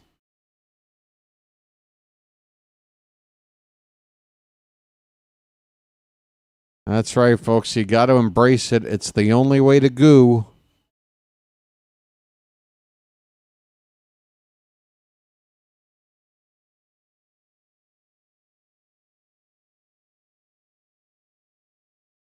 This ball's hit to left, and that ball's going to be caught up against the padding of the wall in that tiny area of foul ground down the left field line. Mullins slams his helmet down, knowing that out was kind of a really unlucky one.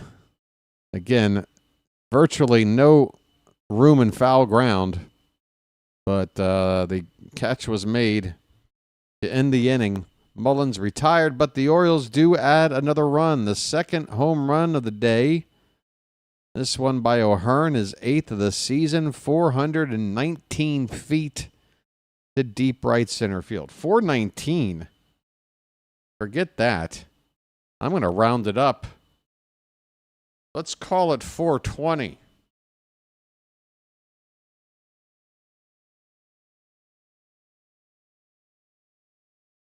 If you know what I mean.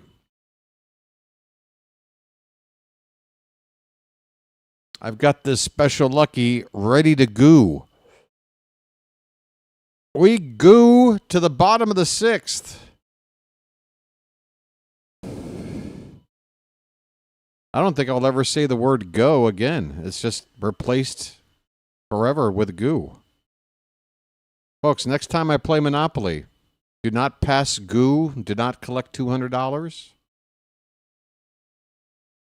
Next time I'm going to have a potato sack race. It's going to begin with on your marks, get set, goo. Everything's changing from this day forward. Except the band, the Goo Goo Dolls, Ronnie. They have to now be the Go Go Dolls. You got to work backwards. Anything that is goo is now go. That's the only way to maintain balance in the universe. So if you like the Go-Go's, they're now the Goo-Goos. And the Goo-Goo dolls are now the Go-Go dolls, okay? Everybody understanding the rules?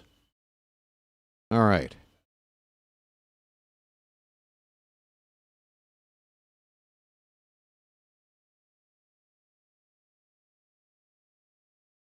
Folks, just a few more innings to go, and we might get out of here with a split. Here is Narvaez to lead it off, bottom of the sixth. Dean Kramer out there. And the first pitch is the 88th of the day, so Dino, we'll see how deep he can get into the inning. He's certainly not going to go more than 6. Gets ahead of Narvaez 0-2 on a foul ball.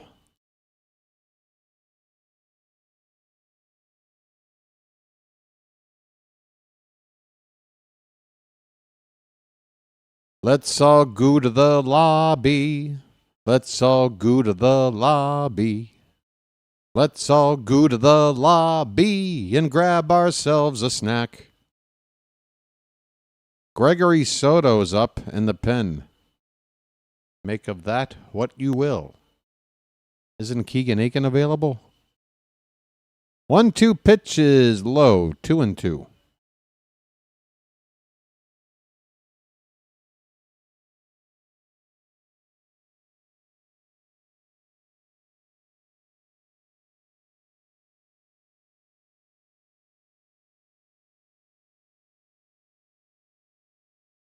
That pitch gets away from Kramer. A splitter that bounces away for ball 3. Full count on the leadoff man for Boston. We do not want to put him on. No siree. Let's make him put it in play or strike him out. Fouled away, still 3-2. Harold and Kumar goo to White Castle. Right.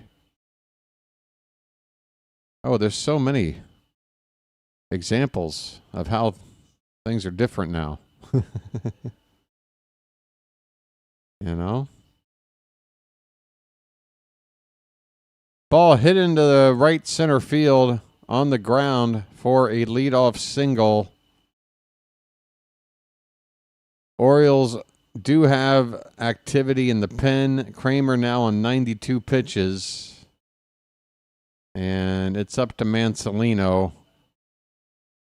We're getting into the Mansolino part of the game, folks, where he's got to start thinking about how to handle the bullpen. So far, I have not been too pleased. Let's see how things work out here. In my mind, there is no thought about tomorrow and what about our lack of guys available for St. No. We are a team that has to go for the win whenever you got it in hand. Forget about the one in the bush, especially when you're playing a division opponent. Forget about the, National League team we're playing tomorrow. We got to win this. You got to use our best guys. If you're pushing a guy a little bit, so be it. Give him a day or two to recover. We'll be fine, but we got to win this game.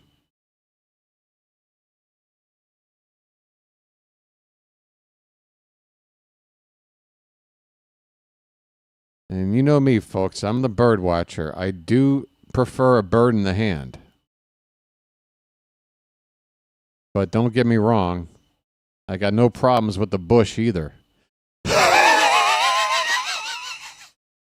Strike 3 for out number 1.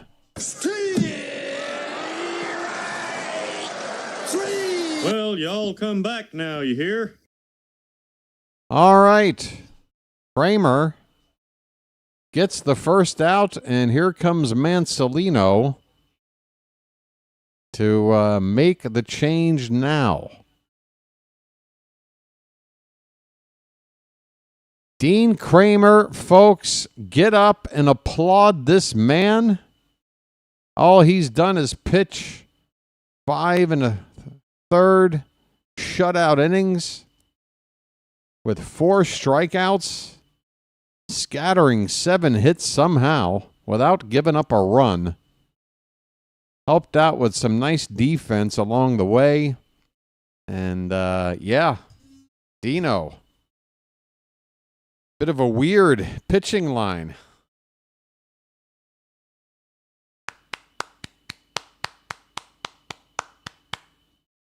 Very nice.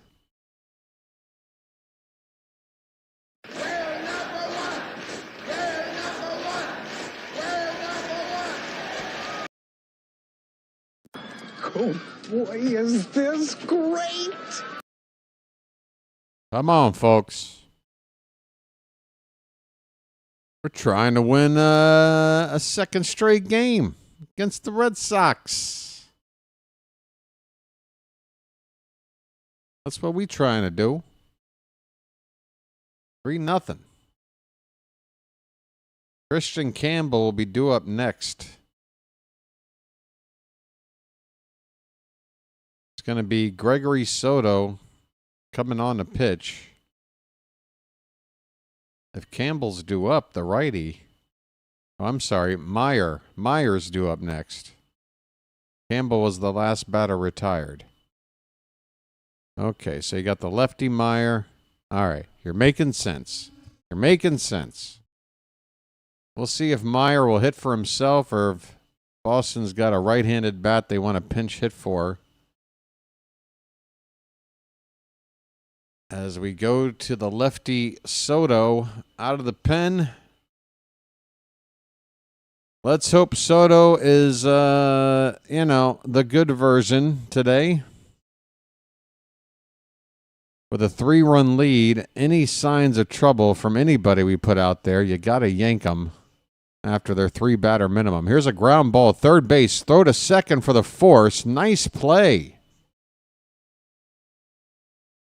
Nice play by Ramon Arias. He fell to his butt, throwing off balance to second to get the force. Orioles defense today coming up big. A leaping grab by Ramon on a big bounce. And then he straightens up. I sort of read it wrong the first time. Yeah, it was a big bounce. He had to jump. And then he planted and threw to second to get the out there. 2 down, runner at first on the fielder's choice. Here is Abraham Toro. He takes strike 1. 1 more out to go. And that pitch is fouled away. Folks, you know my favorite Dr. Seuss book was when I was a kid? Goo Dog Goo. It's not everybody's favorite, but it was mine. Swing and a miss, and Soto strikes out Toro on 3 pitches. Good morning, good afternoon, good night. Well, y'all come back now, you hear? Well, y'all come back now, you hear? Hit the bricks, pal. You're done. You get nothing. You lose. Good day, sir. Well, when you gotta go, you gotta go. No, I'm sorry, Mr. Leghorn. That's when you gotta goo, you gotta goo. And these Red Sox have gotta goo because we gotta win. By the way, folks, if you'd like a little gabagoo, like your Tony Soprano, it's now a gabago. Remember, everything has changed. All the goes are goos, all the goos are goes. And everything will realign. The universe will be in harmony, and this team will get its act together. I promise. It all hinges on goo. It's just like Prometheus, folks. Apparently the secret to life is all based in goo. So I'm not breaking any precedents here. This is scientific stuff.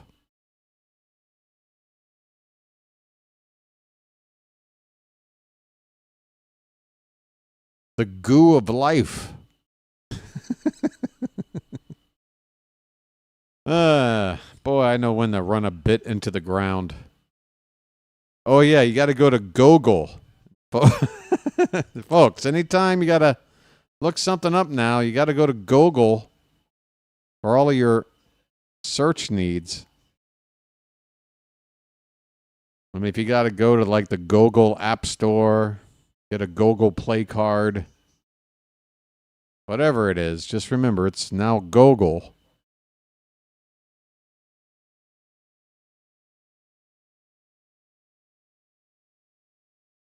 Liam Hendricks, right-hander on for. No, it's Gabagoo. It's Gabago.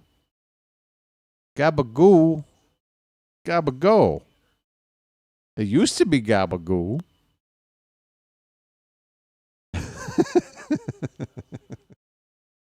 Dylan Carlson is up. Want to know the count on him with Liam Hendricks on the pitch for the Sox. Swing and a miss on the slider, low and in. The count even up at a ball and a strike.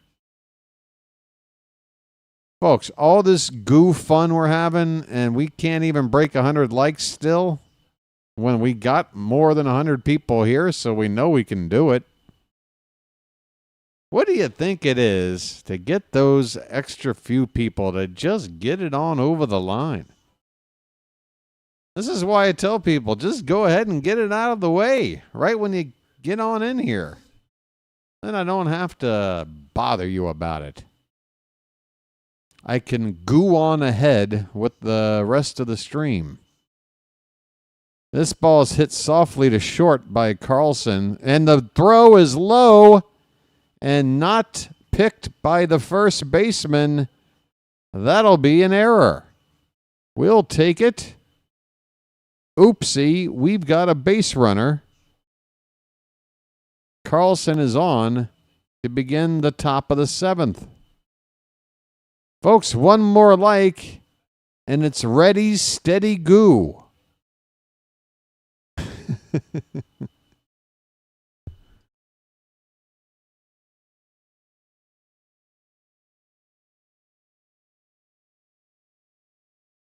Here is Jorge Mateo. First pitch is fouled away.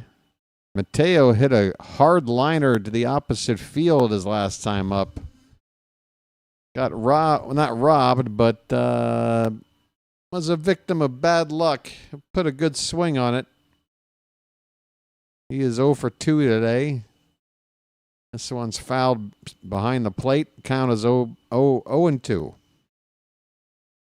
0 and 2 on Mateo. Runner at first, nobody out. Top of the 7th, 3-0 Orioles. Mateo has been playing left field today, if you weren't aware already. And he's only had to make, I think, one play out there. A pretty routine catch. This pitch is low. And the count, 1 ball, 2 strikes. Keegan Aiken. Oh, I'm a fan. Ain't no mistaken. Ain't no faking. If you want to bring home the bacon, you turn to Keegan Aiken. He is getting loose in the bullpen. This pitch is low. 2 and 2 on Mateo. Hey, folks, the rare Mateo bugle.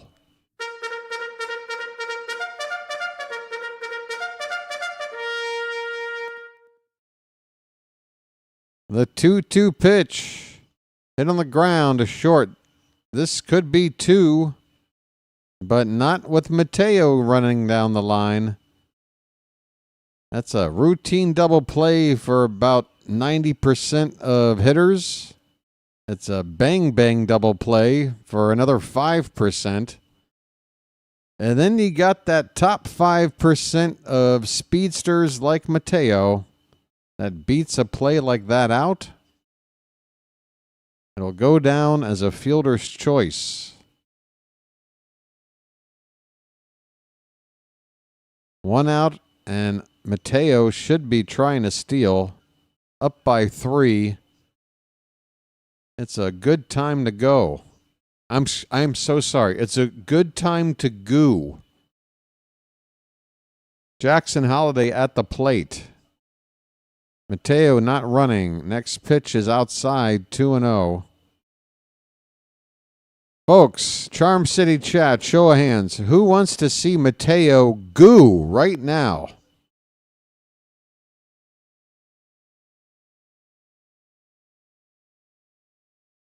Two 2-0 the count. Mateo doesn't goo.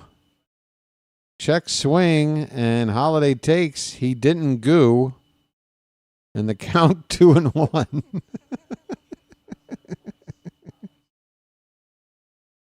Oh, what am I doing? There goes there goes Mateo. It's a stolen base. Meep, meep. Way to goo. Meep, meep.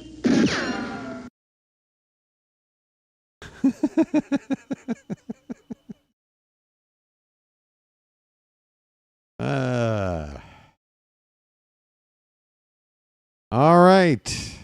Holiday with a 2-2 count. Mateo at second base. And now he goos again. Pitch hit to center field. Mateo will have to goo back to second. That is an out. Holiday flies out to center. I got to get the ball game back up. 2-hour shutdown time here. Give me a chance. I'll be ready to goo in a minute.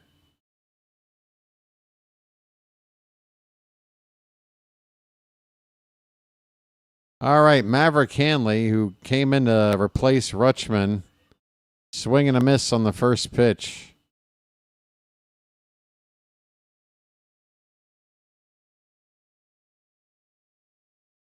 Two down, runner at second base. And Hanley fouls another pitch. He's behind 0-2, as he often is. Seemingly every time I see Hanley hit, he's hitting with an 0-2 count. That ball is a swing and a miss, and that'll end the inning. And Hanley goes down quickly. The Orioles get a runner out to second. They strand him. We goo. I promise, I'm done for now. But we goo to the bottom of the 6th, folks. Whether you like it or not. I'm sorry, bottom of the 7th. Folks, it's 7th inning stretch time. Don't goo anywhere. Don't you dare goo anywhere, because it's time to throw some cakes on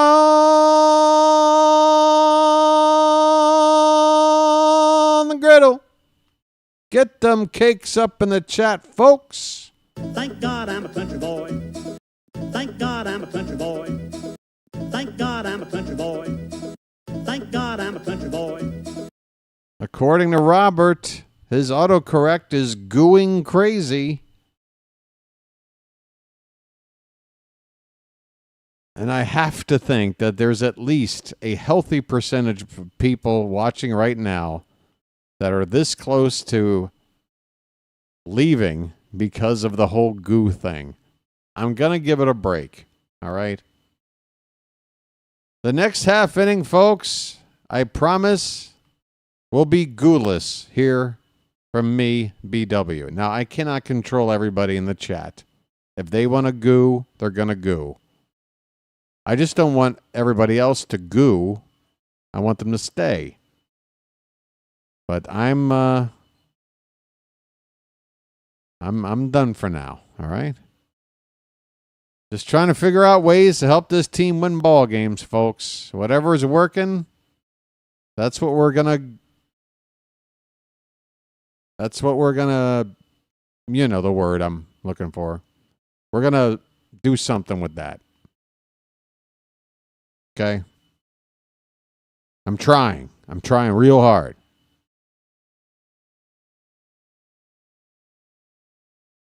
Folks, Father's Day offer.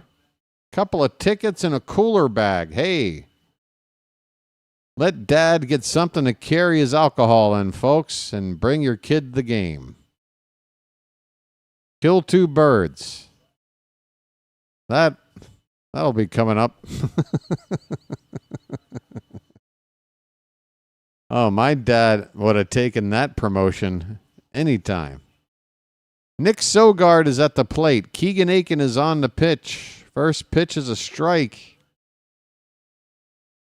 Next pitch fouled away. Quickly 0-2 on Sogard, who's up there to pinch hit for David Hamilton.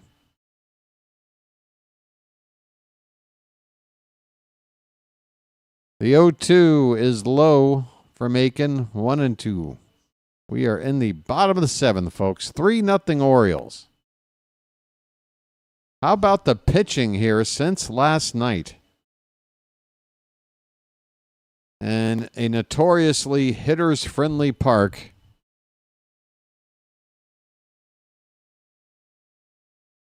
And let's hope that this sort of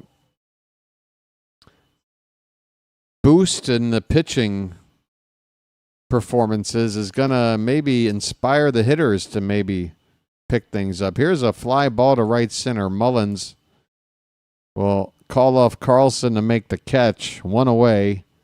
Aiken gets his first out. You know Aiken's favorite food. Oh boy, oh boy, oh boy. No, no, no, no, no, no. It's bacon! Zach Kelly, right-hander, getting loose for the Red Sox in the bullpen. Line drive. That is a foul ball. Hit very hard down the third base line. That ball hit so hard it bounced off the side of the stands there about all the way into center field. Here is Rafaela. Swing and a miss. And the count is 0-2. Cedon is 0 for 2 today. You want me to say Don? All right, Don. There, I said it. Now what? That pitch is high, a ball and 2 strikes. Just missed the top of the zone, did Aiken. The 1-2. Swing and a miss on a slider low. See you later, Aiken. No mistaken, folks.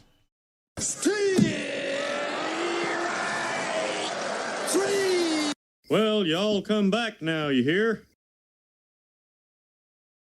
Aiken is the new Coulomb. There, I said it. I know he doesn't have as much crazy break on his pitches as Coulomb, but he is putting up Coulomb-type numbers and building Coulomb-type trust as a lefty in our bullpen. Yenier Cano is getting loose.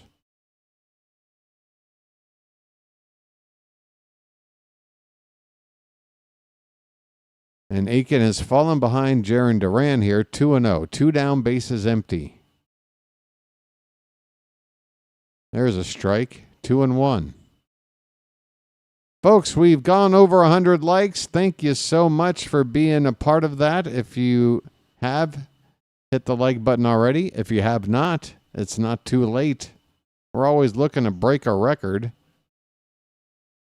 We got a ways to go to get there, but baby steps.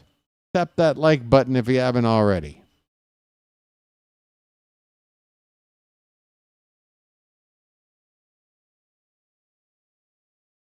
I think it's somewhere in like the 180s. That was last year when the channel was a little bit healthier, getting a lot more people watching in a given game. My goodness, Jarren Duran has done it again. Another base hit. If he doesn't come around to score, and trust me, folks, I don't want him to. I'm kind of hoping that's how it'll play out. It'll just be one of those really weird stat lines where a guy like Duran would get 4 hits without coming around to score. Here is Devers with 2 down. Duran at first base. First pitch is ball 1.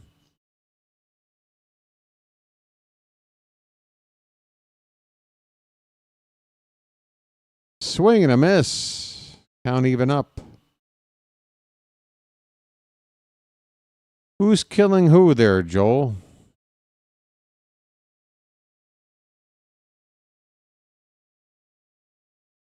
Oh, are you doing a Almora impression? Oh, Duran. Well, he's not killing us. Oh, I mean,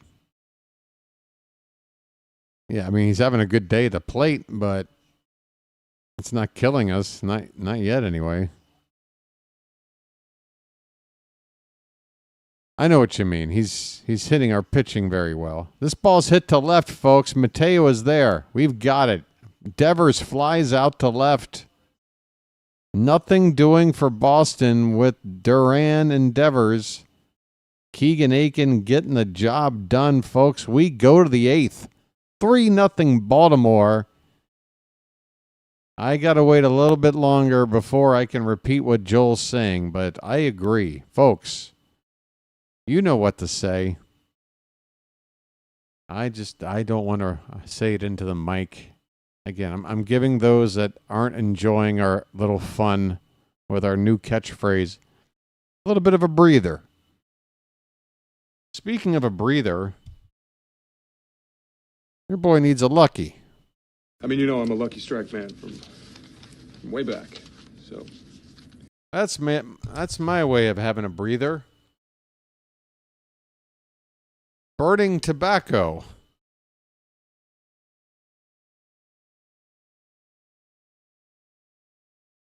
By the way, folks, it really I didn't plan it this way, but this was tonight's dinner. Like this little package of like dehydrated garlic bread pieces. There's still a little ASMR for you. There's still a handful in there. But yeah. My order went wrong tonight, and all I got left with was this iced coffee and a little package of dehydrated garlic toast.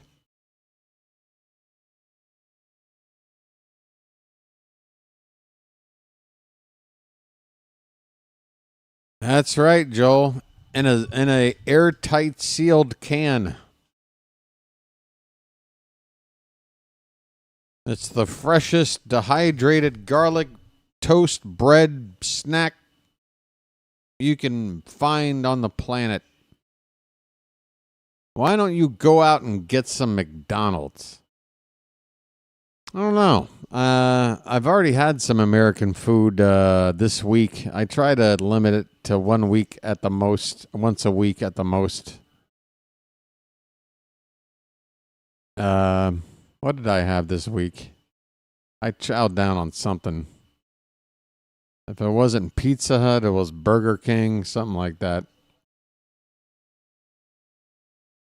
Gunnar Henderson is at the plate. He's got a 1-1 count. His name's Gunnar, and he's dating my mom. Pitch outside, 2-1. By the way, Zach Kelly is on now to pitch. Right-hander.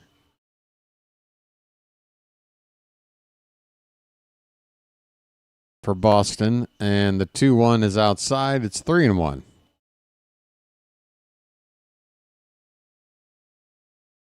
Yep.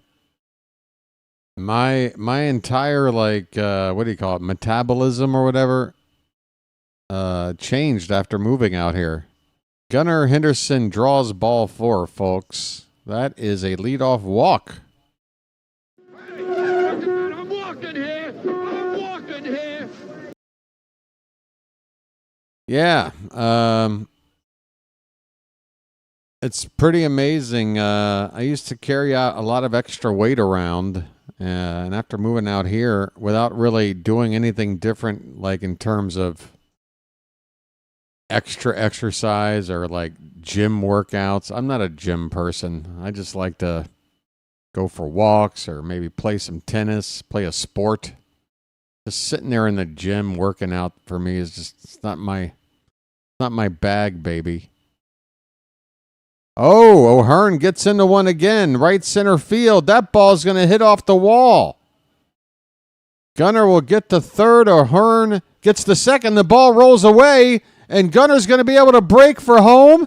And going to third is O'Hearn, and they throw the ball away again. O'Hearn comes in to score. It's unbelievable. The Red Sox absolutely crap the bed. Ryan O'Hearn, a double and a couple of errors, drives in himself plus another. It's 5-0 Orioles. Folks, I know that call sounded crazy, but I swear that's about as good as you can call it.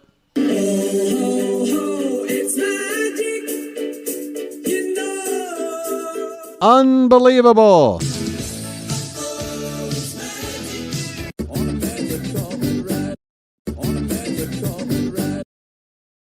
Wow. Just a crazy play. It's not an inside the park home run, Shante, but effectively, O'Hearn swings, hits a ball on the infield, and winds up scoring. I can't believe what I didn't see.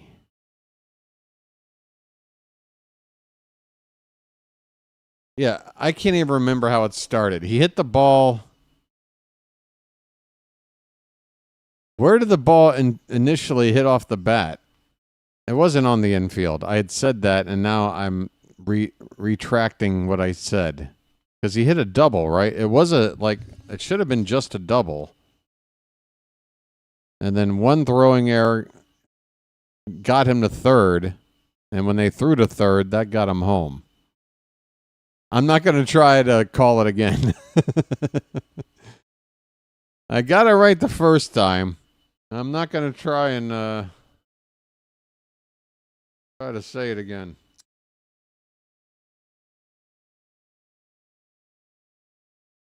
Warning track. Okay. All right. Fantastic. I got a short-term memory. What can I tell you? It's part of the price I pay for what I'm doing here. I got a feeling my sleep schedule is making my brain not function 100% on all cylinders. The play calling part of my brain, no problems. But some of the other stuff, I think, has been affected probably from doing this. It's a price I'm willing to pay. Folks, a 3-2 pitch, hit on the ground to third. Meyer over to first in time, and that's the first out of the inning. Arias ground out 5-3. Ryan O'Hearn, boy, what a crazy play that was. What am I harping on? Uh-oh. I thought I was harping too much on other stuff earlier. What have I've overstepped something. Shoot. Here's Emmanuel Rivera. First pitch up and away. Rivera's 0 for 3.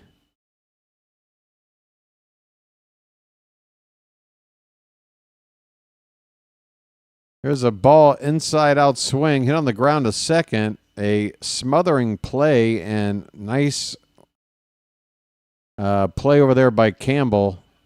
He will throw out Rivera for the second out of the inning.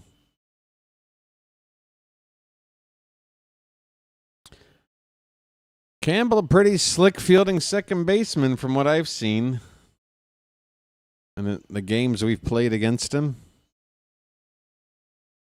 He's made some slick moves.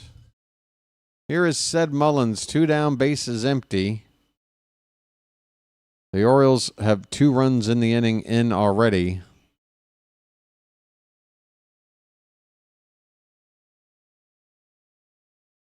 Here's a chopper. Mullins going to try to run it out. He will not. He will be thrown out by the shortstop to end the inning.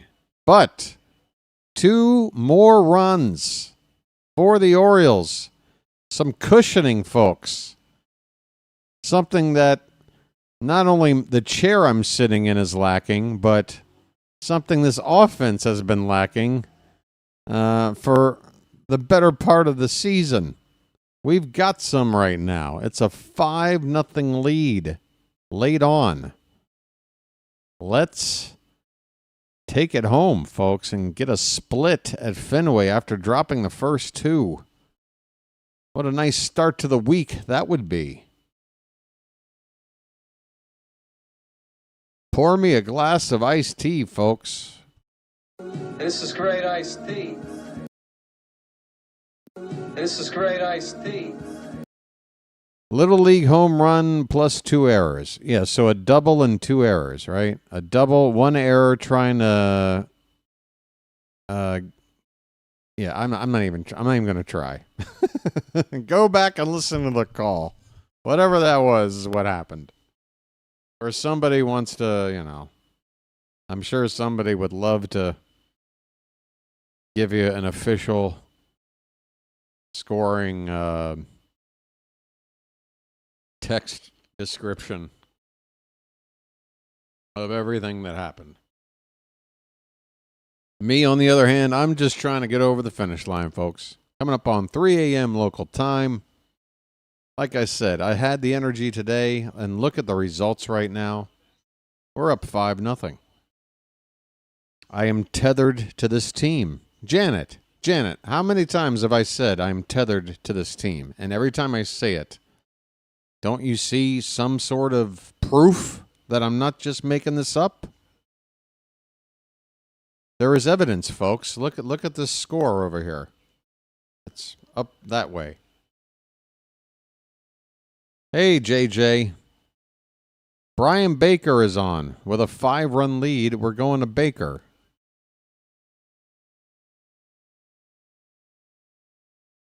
First pitch is hit hard to right, and it's going to be caught. Not as hard hit as I thought. Carlson coming in to make the catch. 1 away in the 8th.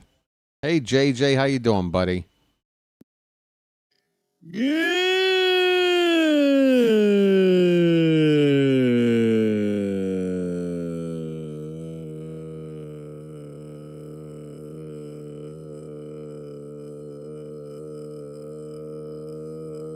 Here's Carlos Narvaez.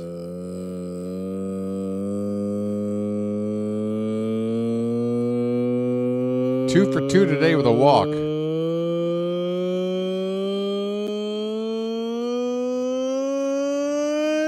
morning.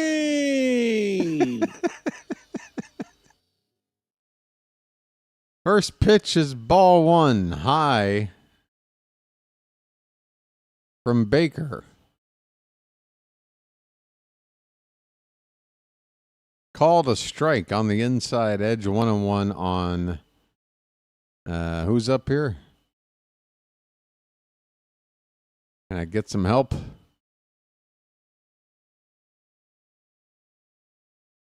Pitch is off the plate.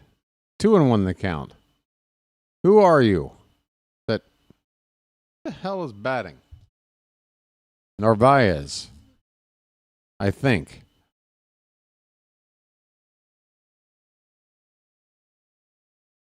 Swing and a miss. 2-2 the count.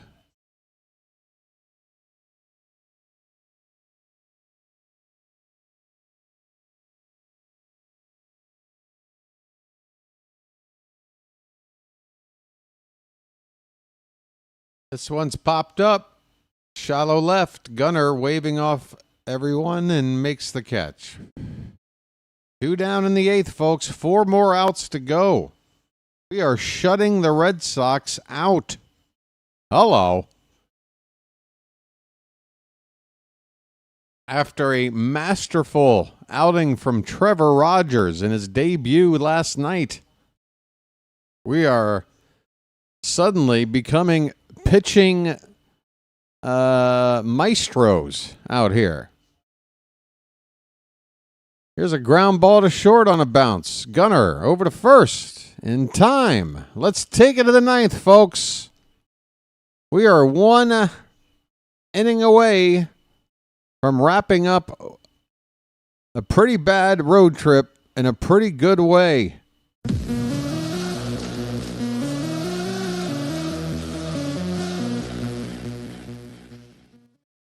And now that I've had 1 full inning without saying it, folks, I'm allowed to mention it.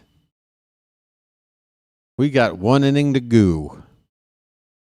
We got 1 inning to go. Gabagoo. Hey, the Greasemen. Hey, the Orioles. Got 1 more inning to go. Gabagoo. Hey, I'll be right back on the camera. Be right back.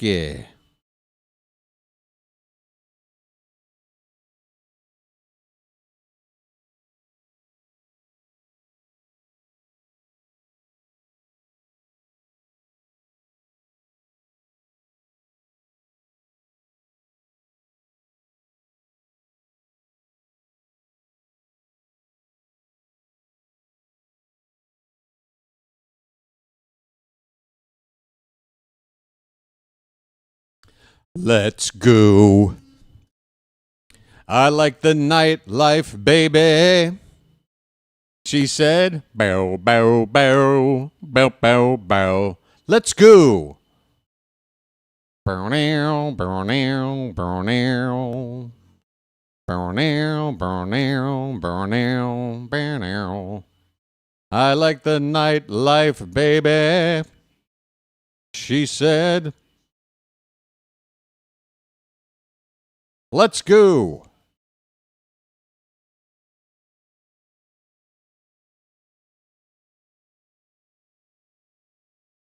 We're in the 9th. Up 5-0. Dylan Carlson, our new hero, takes a called strike on a changeup on the outside edge with Kelly out for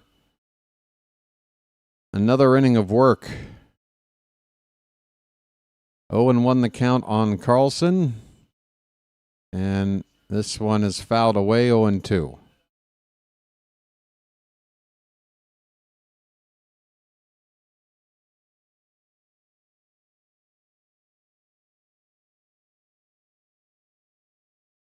Folks, when you go out to eat, do you like to dine in or you like to take it to go? This ball's hit to left. Duran is right there to make the catch. 1 down.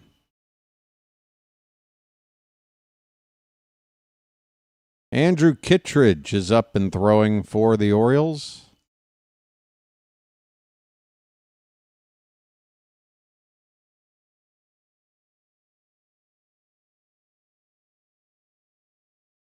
Here is Jorge Mateo, 0 for 3. Swing and a miss on the first pitch. A cutter from Kelly.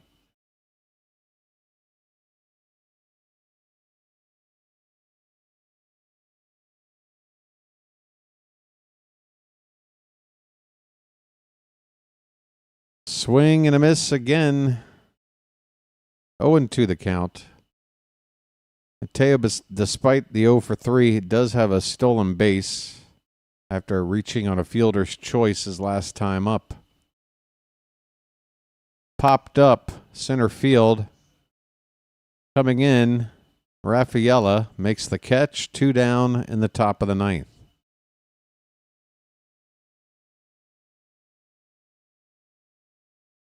$11 for a value meal at McDonald's. Doesn't sound like a value to me.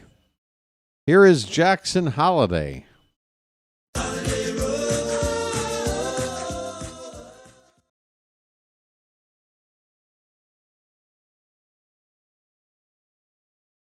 Here's a ball hit on the ground on the first pitch to first base, and the fielder will take it to the bag himself to end the inning. One of those one-pitch outs for Holiday, and that'll do it, hopefully, for the Orioles at the plate, because we are 3 outs away from finishing this one up, folks. Bottom of the 9th coming up, Orioles 5, Red Sox 0.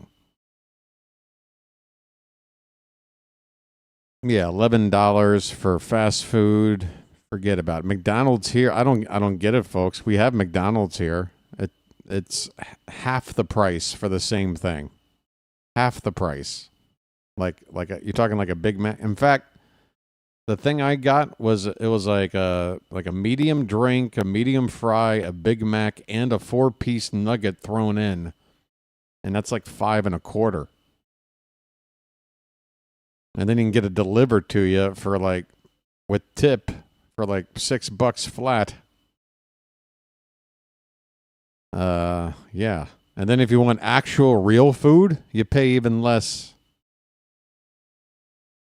You like pad thai? You like going out to a Thai restaurant and paying $16 a plate for it? How does a $1.50 strike you?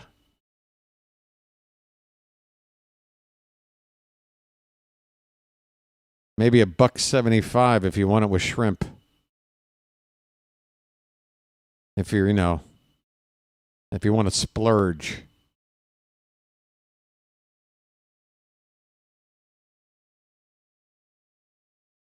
No more Big Mac for $6, huh? $15-16 with DoorDash. $4 for a McChicken. Yep. And the sad thing is, folks, that's the cheap food. So you're stuck.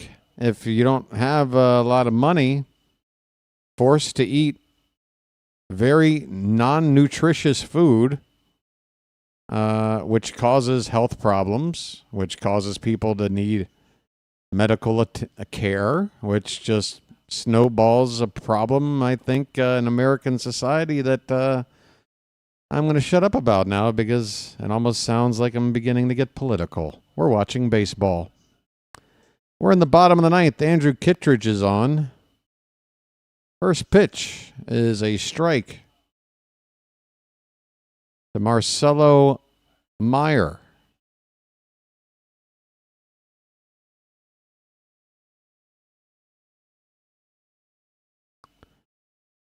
That's ball is low, 1 ball, 1 strike.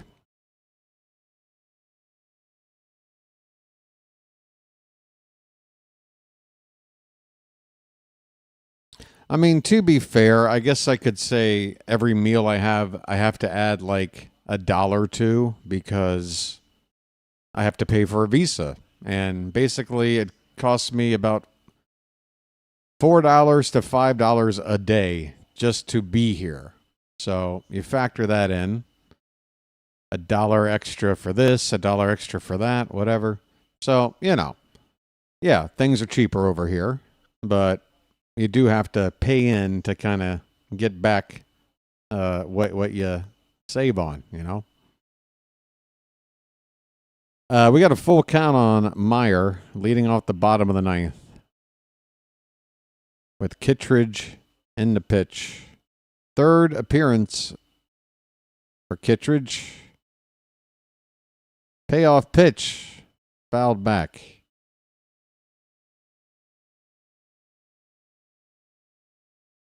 Ramen noodles are now up to $1 a piece for just one individual package. Wow. I mean, wow. So you basically cannot eat anything for... That ball's hit out to right center field. It'll be down for extra bases.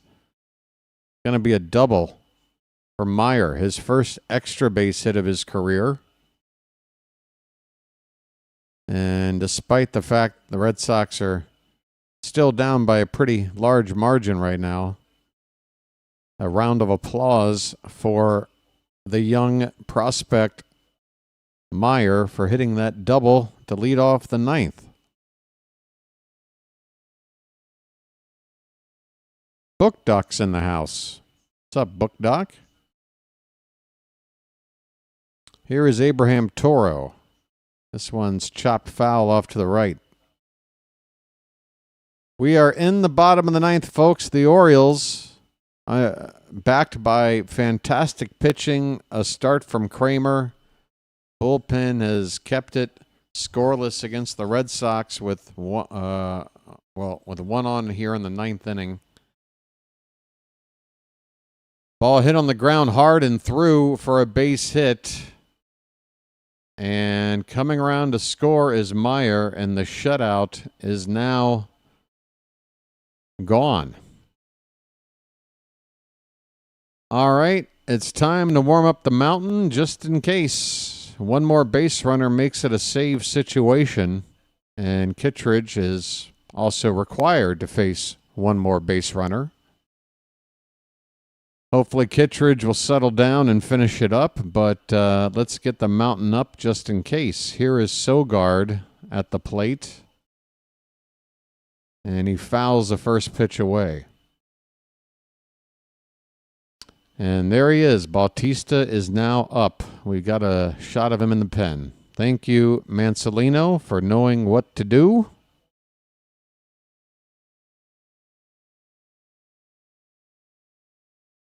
Oh, and 1 on Sogard. Swing and a miss on a sinker, low and away. Unhittable. 0 and 2. A $5 footlong is now $10. Wow.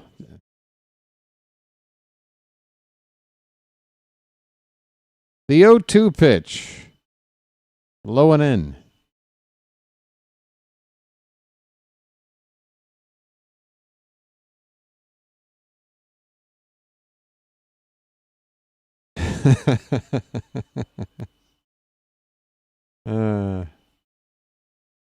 One ball, 2 strikes. The pitch. That one's tapped foul off to the right. We'll do it again. Well, at least this at bat is giving Bautista plenty of time to be ready if needed. Would be nice to not need to go to him.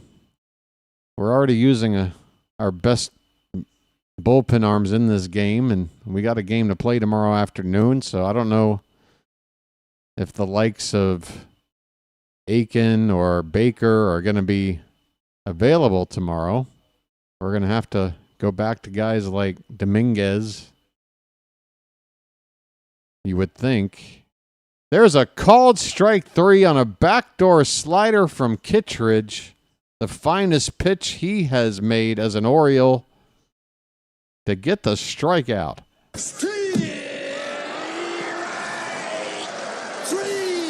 Well, y'all come back now, you hear? Kittredge on the backdoor slider. 1 down in the ninth. Rafaela at the plate, fouls one away. What was for me, Janet? I'm not sure.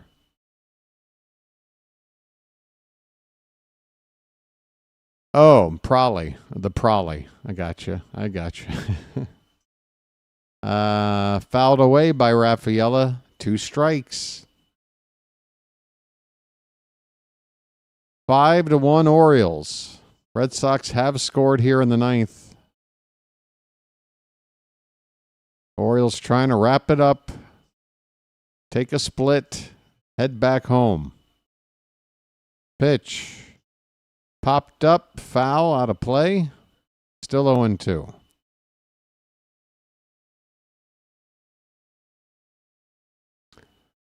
Want to thank the mods in the Charm City chat for another fine performance. Though it's been an easy day today, right? I don't really check on what you guys are typing in terms of promoting the channel for me, but in terms of keeping the Charm City chat charming, it's been pretty easy. Here's a ground ball to third. Arias has one play of force out at second, and we are 1 out away after a fielder's choice from taking the win here, folks, and starting a winning streak. Folks, let me tell you something. That's why this game is big. Because, yeah, we head back home. We've started a win streak. We're taking on the Cardinals. And then we got the White Sox at home for 3. If we can get it done against St. Louis, you could be looking up and looking at a 10-game stretch where we win like 7 or 8 out of 10 or something. If we can get our act together. Jarren Duran at the plate. He is 4 for 4 today. And on an 0-1 pitch, a swing and a miss, the Red Sox are down to their last strike. Kittredge is up to 21 pitches.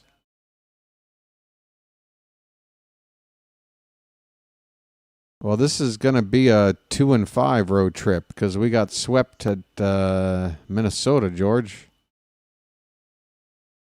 But at least we won the final 2 of the 7. Could have been Weiss. Oh, wait, no, we won in Milwaukee. What am I talking about? I'm absolutely wrong. I take it back, George. I had it in my head that it was Minnesota and then Boston. It was Milwaukee, and we did win the final game. So, yeah, 3-4 road trip. Okay. One more strike to go, folks. Swing and a miss! Kittredge gets the strikeout. Well, y'all come back now, you hear? And the Orioles have wrapped it up with a 5-1 win here in Boston.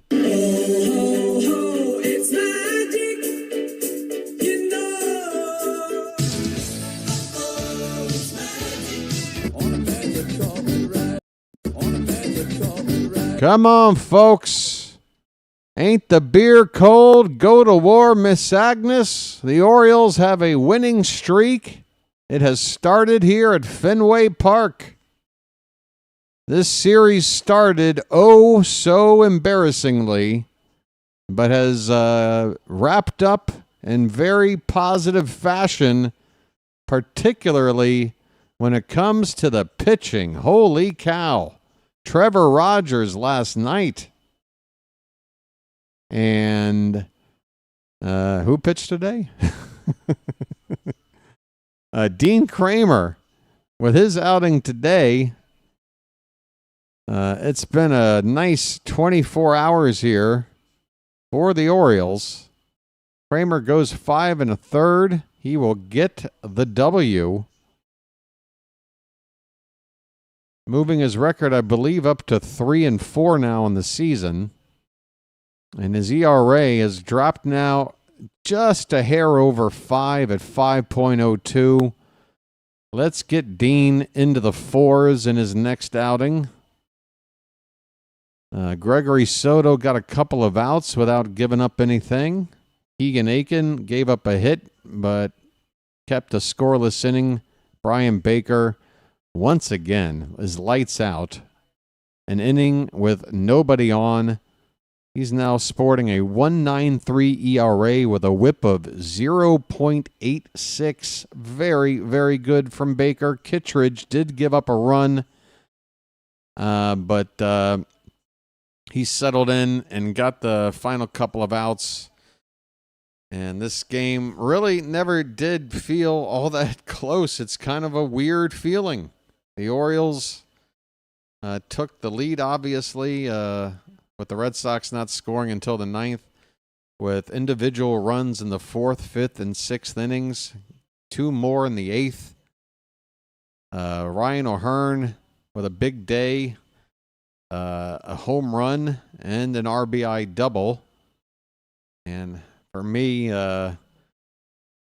it's sort of a tie, I think, between him and Dylan Carlson. Carlson with just the 1 hit, but it was a home run, and of course he made that outstanding catch not long before hitting that home run. It was just a nice few minutes of baseball there from Carlson. So they can share the spoils for me, along with, a nice solid outing from Kramer, 5 1/3. He gave up 7 hits and a walk. He did allow his share of base runners, but he did scatter them nicely. Didn't give up any of the big hits. Just 2 doubles from the Red Sox, the only extra base hits. We kept it in the yard against them, and I talked about that before the ball game, that if Kramer could keep it in the yard, that we should be in good shape. I also said I think we need to score at least 5 runs. Turns out we only needed 2, but we did hit 5. So I appreciate the offense for getting to the number I was hoping for. Really good stuff. We got to save Bautista for tomorrow. If we do have a close one against the Cardinals, we did have to use Aiken, Baker, and Kittredge here today. They may not be the guys we go to tomorrow. Might have to go to those other guys, but we do have the Mountain available for tomorrow. And let me take a peek at that game, let you know who's pitching and when it's starting, and then we'll wrap this puppy up, and I'll get a couple of hours of sleep in before the sun comes up, as BW continues to document this Orioles baseball club, the trials and tribulations that is the Baltimore Orioles. Folks, coming up tomorrow, 2:50 p.m., the stream will start, and the pitching matchup, where is it? Where the hell are you? Let me just go to this other page. This page is not reliable. It's probably on the bottom of my text screen there. It's going to be, unannounced. Wait a minute. Oh, yeah, it's going to be Morton.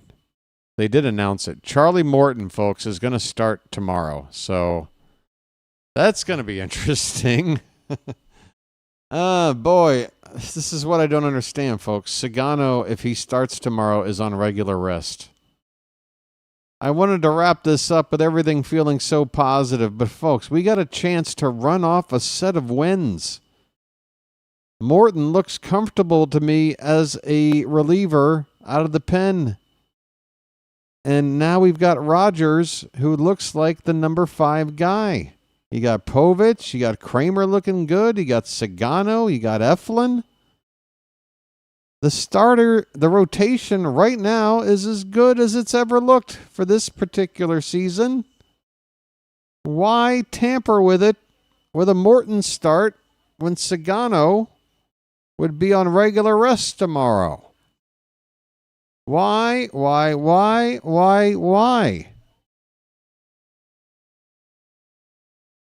I mean, you can move everybody up. You can move Sagano up a day. You can move Povich up a day. You can move Eflin up a day. The only person you don't have to move up is Kramer, because he pitched today, the day after Rogers. Actually, no, you would have to do it before Eflin, because Eflin pitched game 1 of a doubleheader. So, yeah, but Sagano and Povich.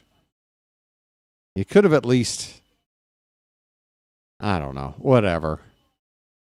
We'll go with it. Morton is going to start tomorrow. against Eric Fetty, a right-hander for the Cardinals. Let me take a look at what he's done so far this season. 3-3 record, 3.77 ERA, and a 1.27 WHIP. So not ace numbers, but definitely solid numbers. Not going to be a cakewalk. Bats are going to have to show up, and obviously with Morton pitching, fingers across the birdwatcher community need to stay crossed, I would say, for this one tomorrow. Come on back for it, folks. Again, 2:50 p.m. the stream will start. Let me check and see if there's somewhere I can send you. And otherwise, I hope you have a good rest of your Sunday afternoon. Hope the weather's good where you are. Let's see what's going on here. I don't have anywhere to send you. All right. Forget about it. Forget about it, folks. Gobba go. Because I got a goo. BW has got a goo, folks. The Orioles have won. We are 2-0 when we get behind the goo. All right, so let's go for it tomorrow. Come on back. Until then, folks, this has been the Birdwatcher, and I will chirp at you later.